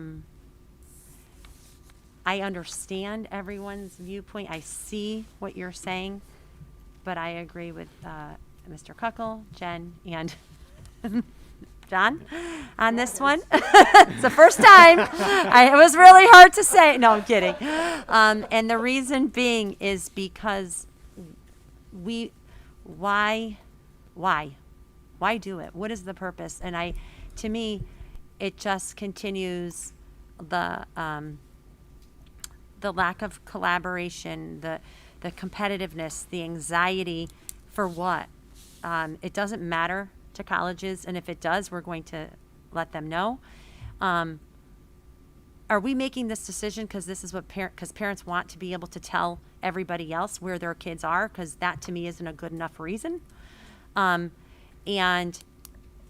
we want to teach children intrinsic motivation, because extrinsic motivation is bad for all of us, period. It's bad for our health. It's bad for our well-being.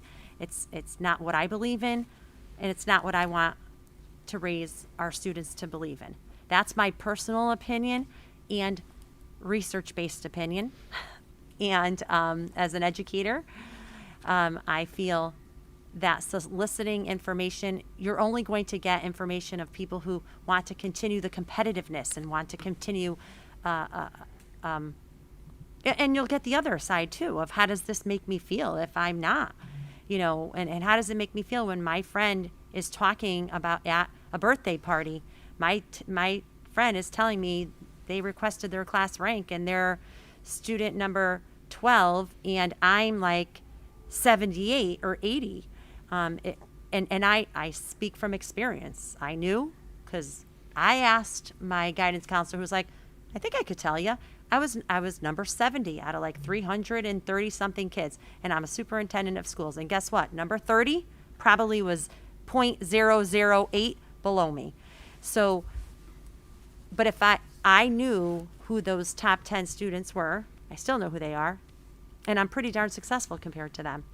And I don't know, maybe it was a motivator, maybe it wasn't, but for me, I just feel that there's no purpose in the type of children that we should be trying to grow and create in Cromwell Public Schools. And with our mission of placing students first, I believe strongly that we place our students first, we place their health and well-being first. And in doing this, that's what we're doing. There's so much competition and competitiveness amongst families, and it trickles down to the kids, and it just constantly creates that feeling of we're against each other instead of helping each other.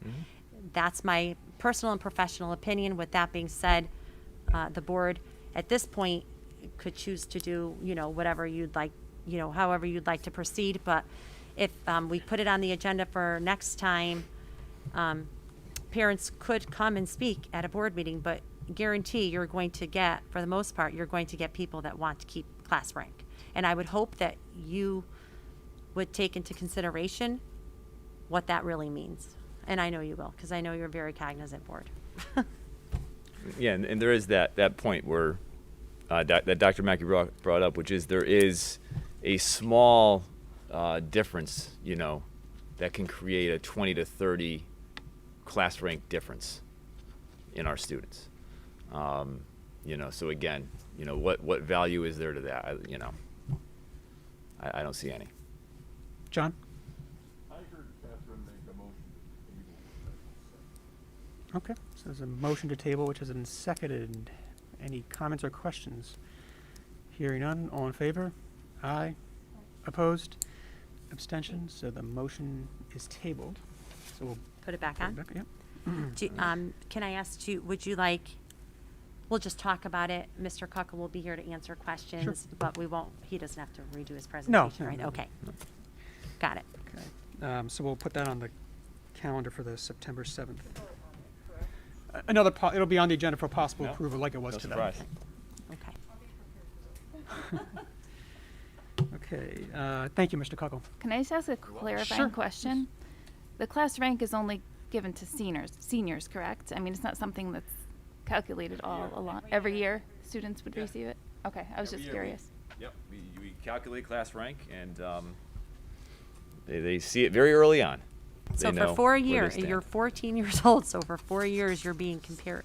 Yep. It just Junior does year. not sit well with Yep. me at all when we're really talking about the social emotional well-being of kids in general, people in general. And But one more thing, how does that tie into then the honor roll and other ways that we, GPA, that's different, yeah. and in sports, I mean, students are not allowed to participate in sports if they don't have a certain grade. So there's just a lot of other things too. Yeah, we would continue with GPA. We have Yep. to. We're required to. So that really is what class rank has nothing to do with if you're allowed to play sports or Yeah. any of that. It's all based on your GPA. That's quarterly report card based. Okay, Yep. thank you. Thank you. Okay, next, action approval of AP Psychology curriculum and textbook. Mr. Kuckel, you're next. Reference E. Mr. Kuckel is going to, Dr. McLean is on vacation, and Mr. Kuckel knows all of this as well. We have a curriculum proposal for a new course, and then a new book as well. So go ahead, Mr. Kuckel. You could just quickly, if anyone has any questions for him. Yeah, I mean, it's pretty standard. What you have in the packet, we AP Psych is the class that we are offering this year. It is a very popular AP class, and it's a great, entry-level class too. If you're a student and you haven't taken an AP class and it's something that you want to, kind of dive into, take a chance on. We've seen very high numbers in other districts of students enrolled in AP Psychology. And even as it currently stands, psychology for a level 1-2 course is a very popular class, high enrollment consistently over the last decade. In this upcoming year, we have close to, I believe it is 70 students signed up for AP Psych. So we need approval on the textbook, which is the standard textbook that, most AP Psych, teachers use. And that's what our Mr. Tinkham, he's the teacher that'll be teaching the class, and when he went to get trained for AP, that was the recommended book that he received from his teacher there. Okay, thank you. Any questions for Mr. Kuckel? Good. Go ahead, Catherine. You have 70 enrolled, did you say, or 70 interested? Because No, we have, the exact number, it's either between 60 and 70 signed up for the course, yes. Okay, but you're asking for 32 textbooks? Yep, Okay. because it's a semester class. Oh, thank you. Yep. Thank you. Jen? What grade levels will be able to sign up? Juniors and seniors is what we're looking at. Any other questions? Motion by John. Is there a second? Second by Catherine. Comments or questions? Hearing none. All in favor? Aye. Opposed? Abstentions? The motion carries unanimously. Thank you. 1 for 2. Okay. What did he say? He said 1 for 2. That's 500. You're in the Hall of Fame. Listen, you're listening to the valedictorian of his class, okay? didn't have to say that. Let's just make sure we Not put in that. high school. Not in high school. No? Oh, college, sorry, or law school. No, definitely not law school. Definitely not law school. All right.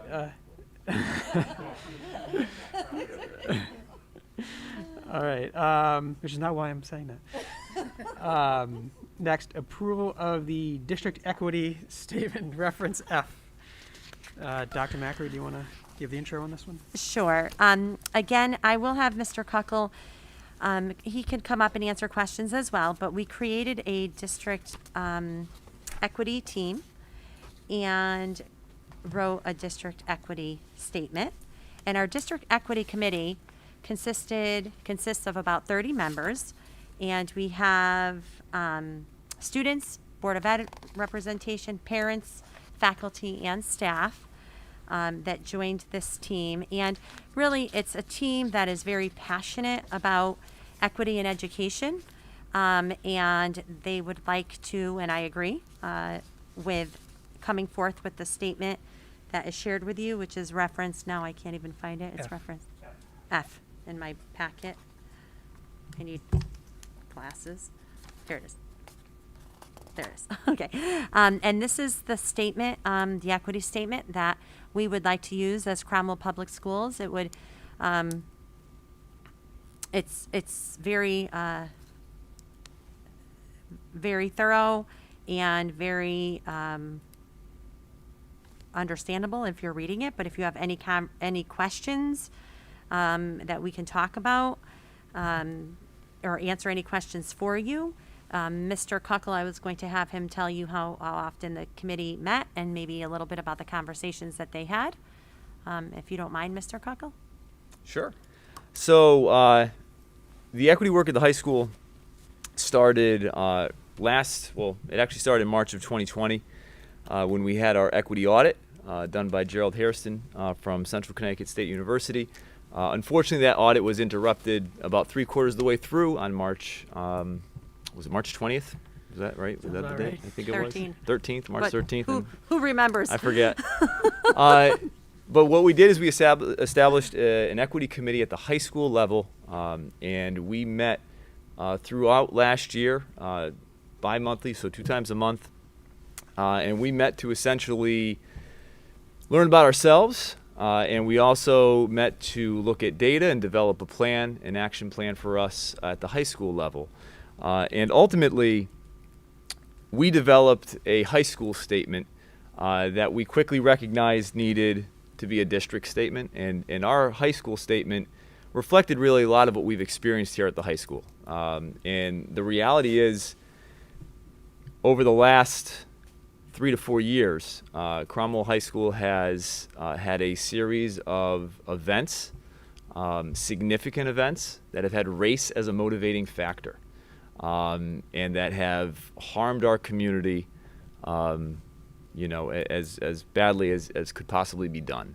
And when we developed this statement, we, obviously had that in mind. We went to our Unity Club as well to just have them take a look at it when it was in draft form, just to get their insight and ideas they'd want in there. And then eventually what happened is we created our district equity committee, and this draft was then brought forward to them. And that district equity committee is K-12, is administrators, teachers, parents, students, and we received their input as well, on this document, and essentially have produced what you're looking at today. And it is a document that we are, we know is a working document, I would say, and we feel like it's an excellent starting point for us as a district, so that way everyone knows and understands our position and what we're going to do to create a more equitable, opportunity and equitable future for our students. And I'm very proud of the work that the committee has done. They had some difficult conversations. I attended a couple of the meetings and listened. I don't think it's any news to any of you that I believe that educational equity is very important in every school district, and I'd like to see us move forward. And as Mr. Kuckel did say, we've had some setbacks in the past.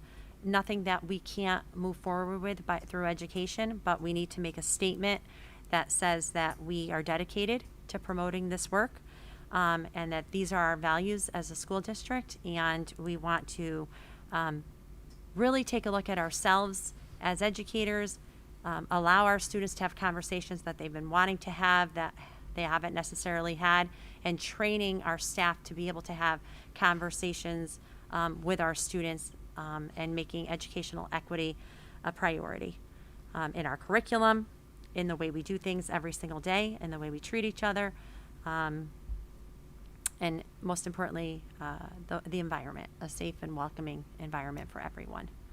So I support this equity statement, and I would hope that you would as well. Thank you. John?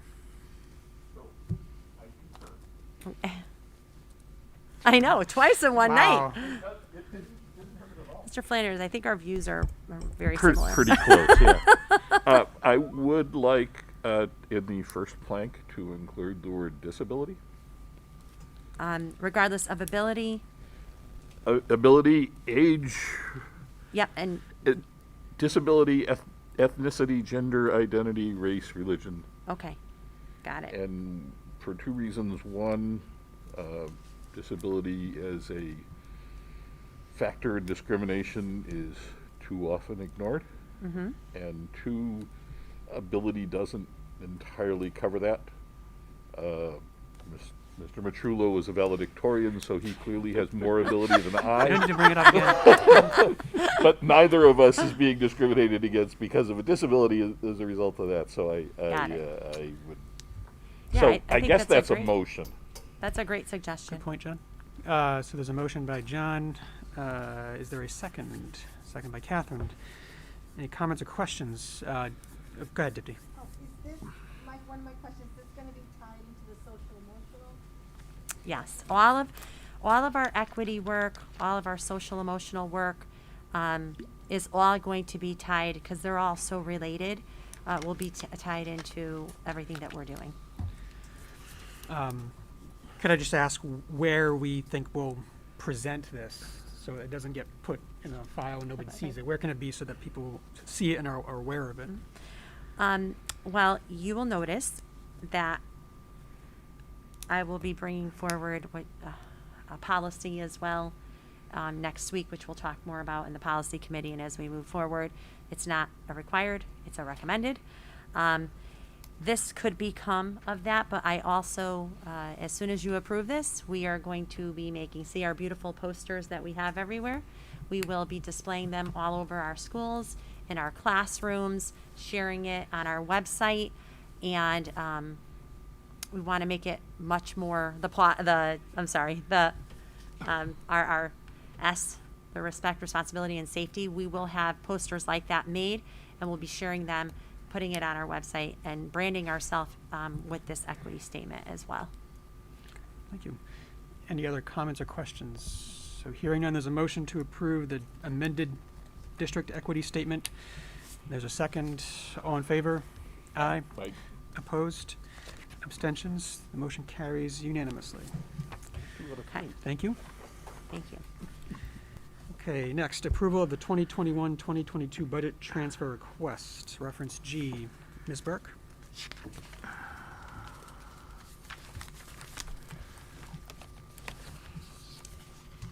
So I've included in your packet a memo with a request for a transfer of a small amount of money from one object code to another object code. And when we request a transfer between object codes, we do have to come to you and ask you to approve it. This is related to student services. And when we did a little more research on how we had been doing our budgeting, Sari had noticed that some of what was budgeted in 111 really did belong in 323. So we just wanted to clean up. We wanted to start fresh with that and clean it up. So going forward, we'll just classify the expenses correctly. So it's just a simple request to just make a budget transfer. Thank you. Any questions? Okay, is there a motion to approve the budget transfer request as presented? Motion by John, is there a second? Second by Dipti. Any comments or questions? Hearing none, all in favor? Aye. Opposed? Abstentions? The motion carries unanimously. And you're going to stay up, I guess, for Yes. the next item? Okay, approval of request to use capital non-recurring funds, reference H. So unfortunately, we have a rooftop unit at the high school that is broken. Costs a lot of money to fix. And We cannot go a long period of time without something big breaking. We're trying to save this money so we can make, but we can't, because now we need to make this adjustment and fix it. So I'm not happy about it, neither is Ann, but we have to fix it. so the procedure in order for us to move forward with repairing, the replacement, it's not a repair, we can't repair it, is you as a board must approve my request to use the funds that are in the capital non-reoccurring account specifically for the Board of Education. If you approve it, then the town will create the purchase order or purchase orders as necessary to get this replaced on the top of the high school. Tommy's not here tonight, but I believe he gave me some background information, and I believe that this unit is above the culinary kitchen that's being renovated. So fortunately, we have a little more leeway as far as we have to put the order in, and we have to wait because you know how everything's delayed with COVID. But that space isn't actually being used by students, so in that respect, we got a little bit lucky that that's the unit that's not functioning. So if you say yes, we approve this, then I will proceed, go to the town, and we will get moving on the project so that we can have conditioned air where we need it to be. Question from John and then Catherine. So a very quick question, I feel a little stupid asking it, but since it might have been a lightning strike, did we file an insurance claim? We are working on that. I don't have an update yet, but we did have an inspection done. So we are hoping that we may be able to claim that, but I don't have an answer for you yet.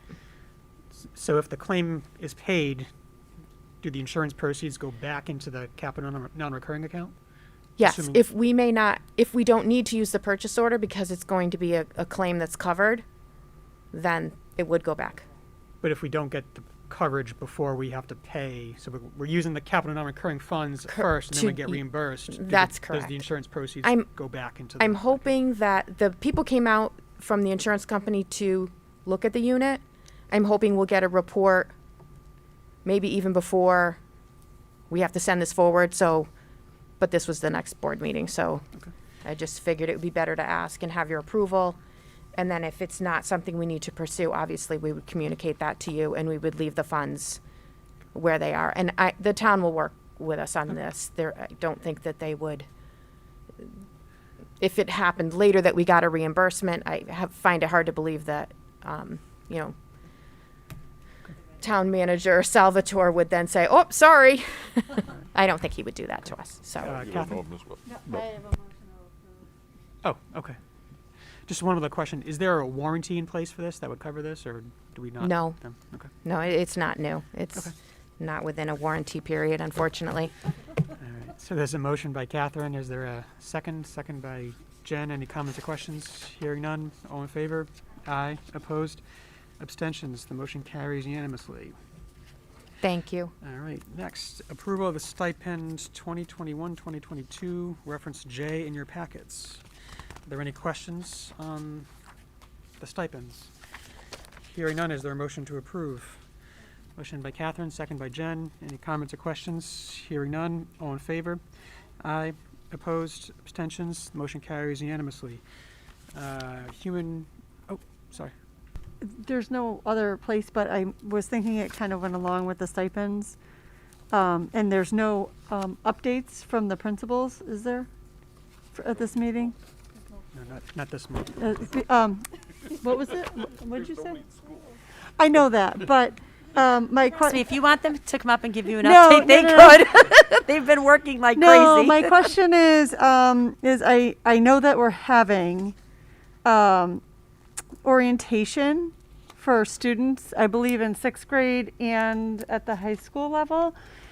Because we did not, I know in the high school, typically we've done this before, not necessarily in the middle school, but at the high school level, is there any chance that we could, during orientation, have a section where the students can walk through to see the clubs and sports that are available to sign up for information if they want to participate, since we believe that we're going to be having all of these this year? Because there wasn't that option to do that last year, and I know that's what they traditionally have done. A lot of these clubs and sports are starting to hurt and wane without having activity in them for the past year. So could we add that into our orientation? Am I allowed to answer that right now? I know it's not really typical, but it was talking about stipends, which is activities. So I think we have a way of letting students know what's available, but go ahead, Mr. Kuckel. We have a lot of ways that we get to students. Freshman orientation, or ninth grade orientation is typically one of the ways that we do it, but it's not by any means the only way. So there's a lot of different ways that we are able to get them involved with clubs, sports. Sports they're already pretty much involved with, and it's too late, usually by the first day of school anyways. But there's a lot of ways that we do that. And we can certainly, put something together on that end, I'm sure. But we already sent the information out, and we are, it's 90 minutes. We're getting them in. They're going to do some fun team building activities, show them the building, and at this point, I want to make sure that we can get them out, with the right amount of time, so that way their families are there to pick them up. know in the past that when they've come in, I believe in 8th grade, they've walked through the cafeteria, they've seen the different students standing with their club and their sport, and they could ask questions, sign their name up. Yep. I understand that. At open house. At open house, but they. That's when we did it. They weren't able to do that this year. The students weren't able to be a part of that this year, who are currently in the sports and activities, and some of them are feeling that their sport and clubs are more sports. Yep. Are lacking as a result, even some of the fall ones. So, just wanted to. Put that that was something we traditionally did at open house. And the kids that take the students through for freshman orientation are your student council members who are involved with all the clubs and activities, who are talking with them about the experience and whatnot. So will we have something prepared for them? Yes, we will have something prepared for them. But open house, we haven't even gotten to that point yet. Well, okay. Yeah. There's usually 8th grade open house for There is. The 8th grade open house is in January. we missed for the current one. Yeah. We did one virtually. Okay. Yeah. Thank you. Good. Okay, moving on to human resources, personnel activity, reference J in your packet. Are there any questions? Jen? So I noticed a good amount of turnover, particularly at WIS in the 4th and 5th grade. My students lost both, well, they didn't lose, but both of their teachers have moved on, and they were just amazing. So I am just a little concerned about losing our talent, and I'm just wondering from the exit interviews kind of what we're hearing, why they're leaving us. Are there things we could be doing to retain our excellent talent? Because I know these teachers were phenomenal, and I'm just very sad they're leaving this district. We're pretty sad too. So we had that conversation. We've had that conversation with Mr. Butwell and Miss Bingington when she was there, Mr. Morrow and myself. We have two or three that are going, they got a promotion because we don't have, we're trying to get more positions in leadership at a starting point, as you know, but we don't have enough of them, so they've been stolen by other districts as SRBI coordinators or special education supervisors, which is a good thing. And then a couple have gotten jobs in the towns that they live in. They have small children, but none that we're concerned of, and no concerns. They were all very expressed how they felt the Woodside was their family, how hard of a decision that this was for them to make, but they want to further their careers or be closer to their families. None that we were concerned about. We had this conversation and we saw some coming, and then a couple were surprises. We didn't know.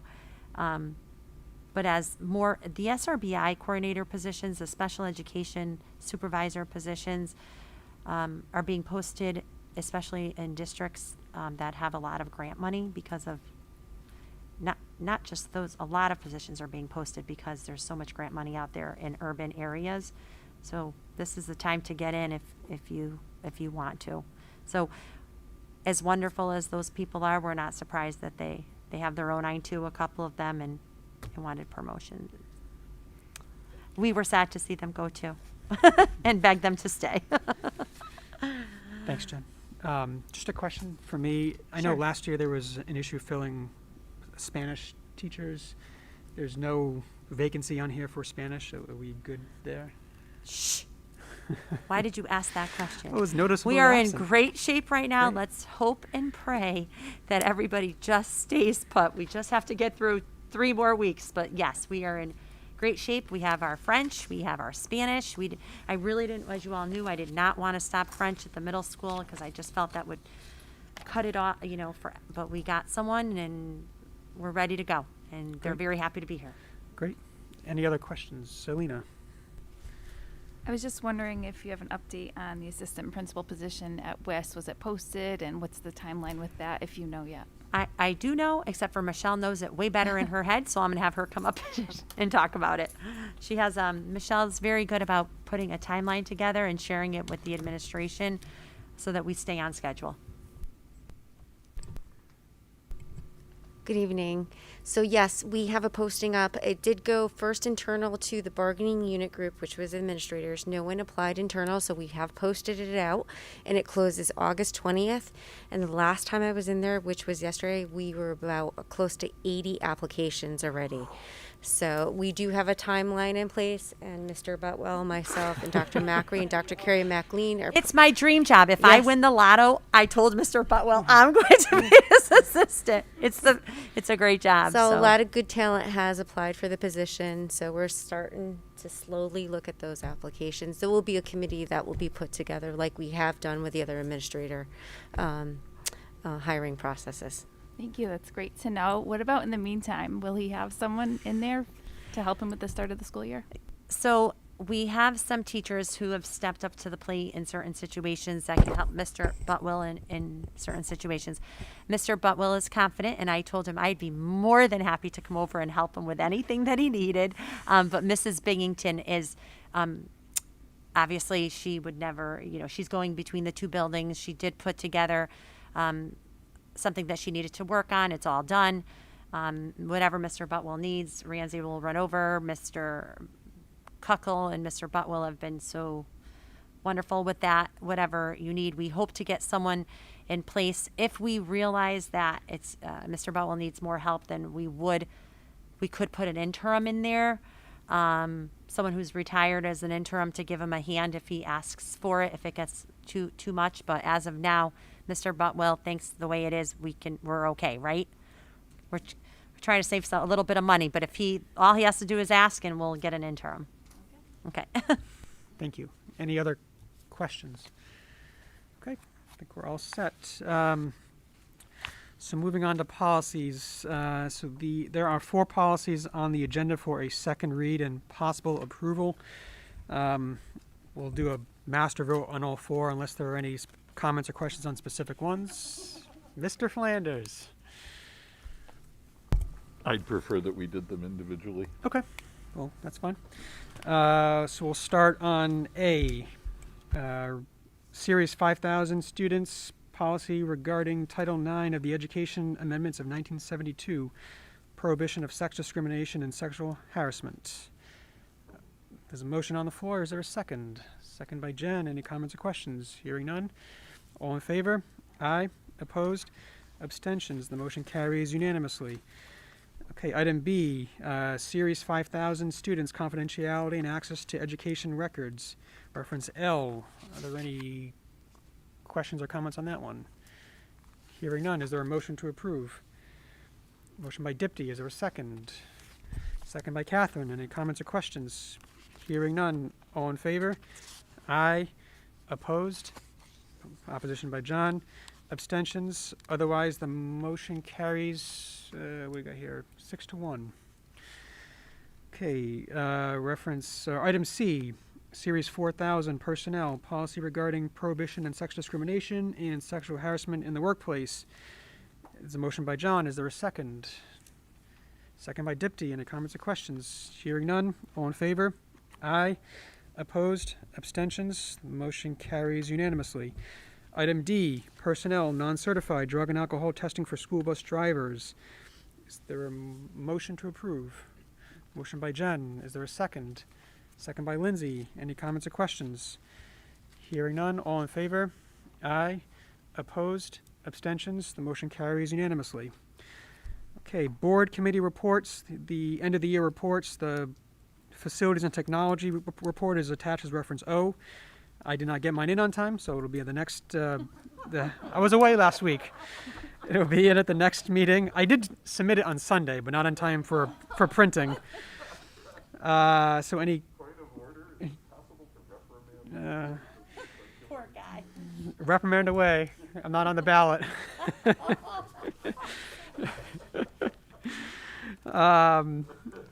Okay, any questions for Selena on the facilities and technology?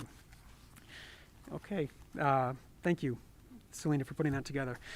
Topics for future agendas and possible action to approve additional topics. So we have to add the class rank discussion to the September 7th meeting. So is there a motion to amend the meeting for September 7th to add the class rank discussion? Motion by Catherine, second by Selena. Any comments or questions? Hearing none. All in favor? Aye. Opposed? Abstentions? The motion carries unanimously. Yeah, I was just trying to, I can't whisper to Selena so she can see my lips through a mask. Do you want us to add an update on the school committee project for the next time, or do you want to wait? For WIS? For CMS, the middle school. Sure. We have the, Oh, I see. you know, just to give you a little bit of Sure. where we are so that we keep Sure. ourselves accountable for staying on Right. track. So And is we're there- meeting that night as well, Yes. facilities, so. Yeah, okay. we are meeting that night, yeah. Okay, is there a motion to further amend the September 7th agenda to add a building discussion update? Motion by Selena. Is there a second? Second by Jen. Comments or questions? Hearing none. All in favor? Aye. Opposed? Abstentions? The motion carries unanimously. Okay, comments and updates and announcements from board members and administrators. Any administrators? Going once, going twice. Oh, we got two.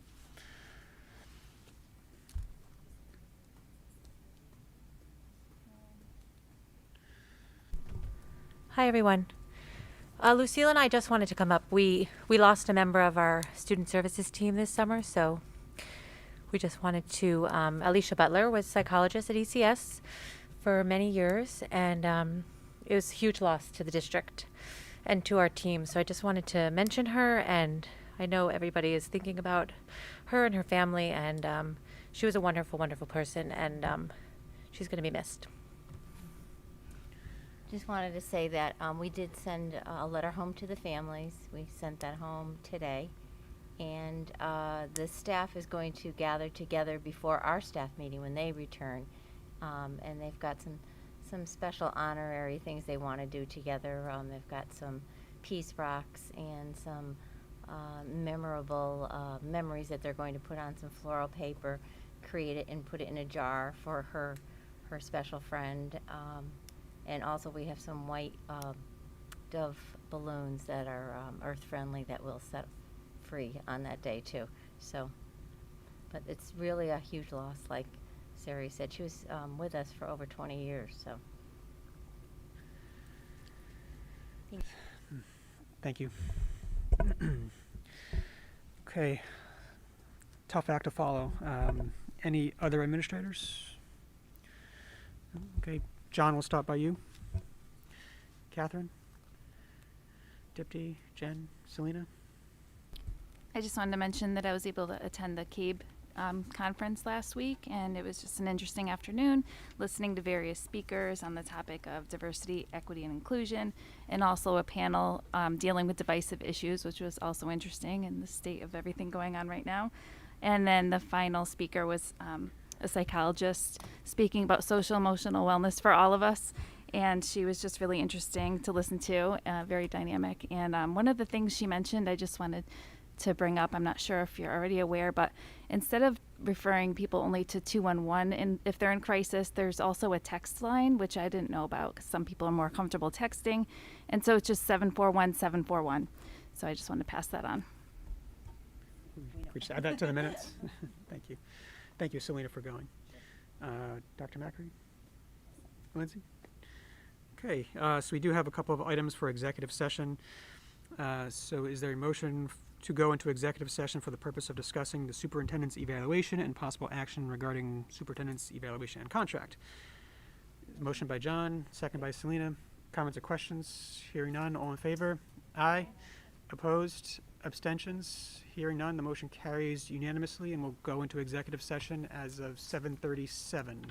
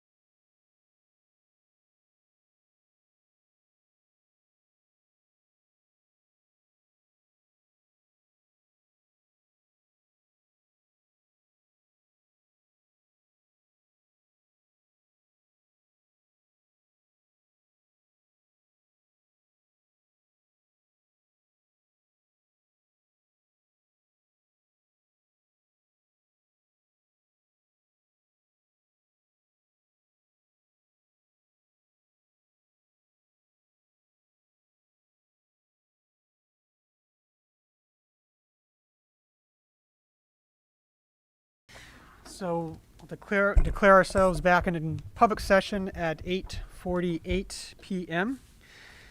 So let's see, where's my agenda? So is there a motion to approve the superintendent's contract as presented? Oh, sorry, evaluation. Sorry, my fault. Evaluation. Motion by Catherine, second by Jen. Any comments or questions? Hearing none. All in favor? Aye.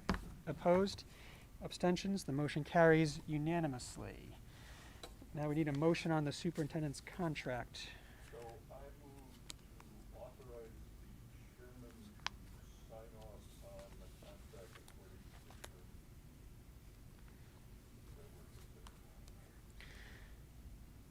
Just let us know when you get that. What was the last part? The contract according to the terms that we considered? As considered, yeah. Is there a second? Second by Catherine. Any comments or questions? Hearing none. All in favor? Aye. Opposed? Abstentions? The motion carries unanimously. Is there a motion to adjourn from John? Is there a second? Second by Catherine. Any comments or questions? Hearing none. All in favor? Aye. Opposed? Abstentions? We are adjourned at 8:44.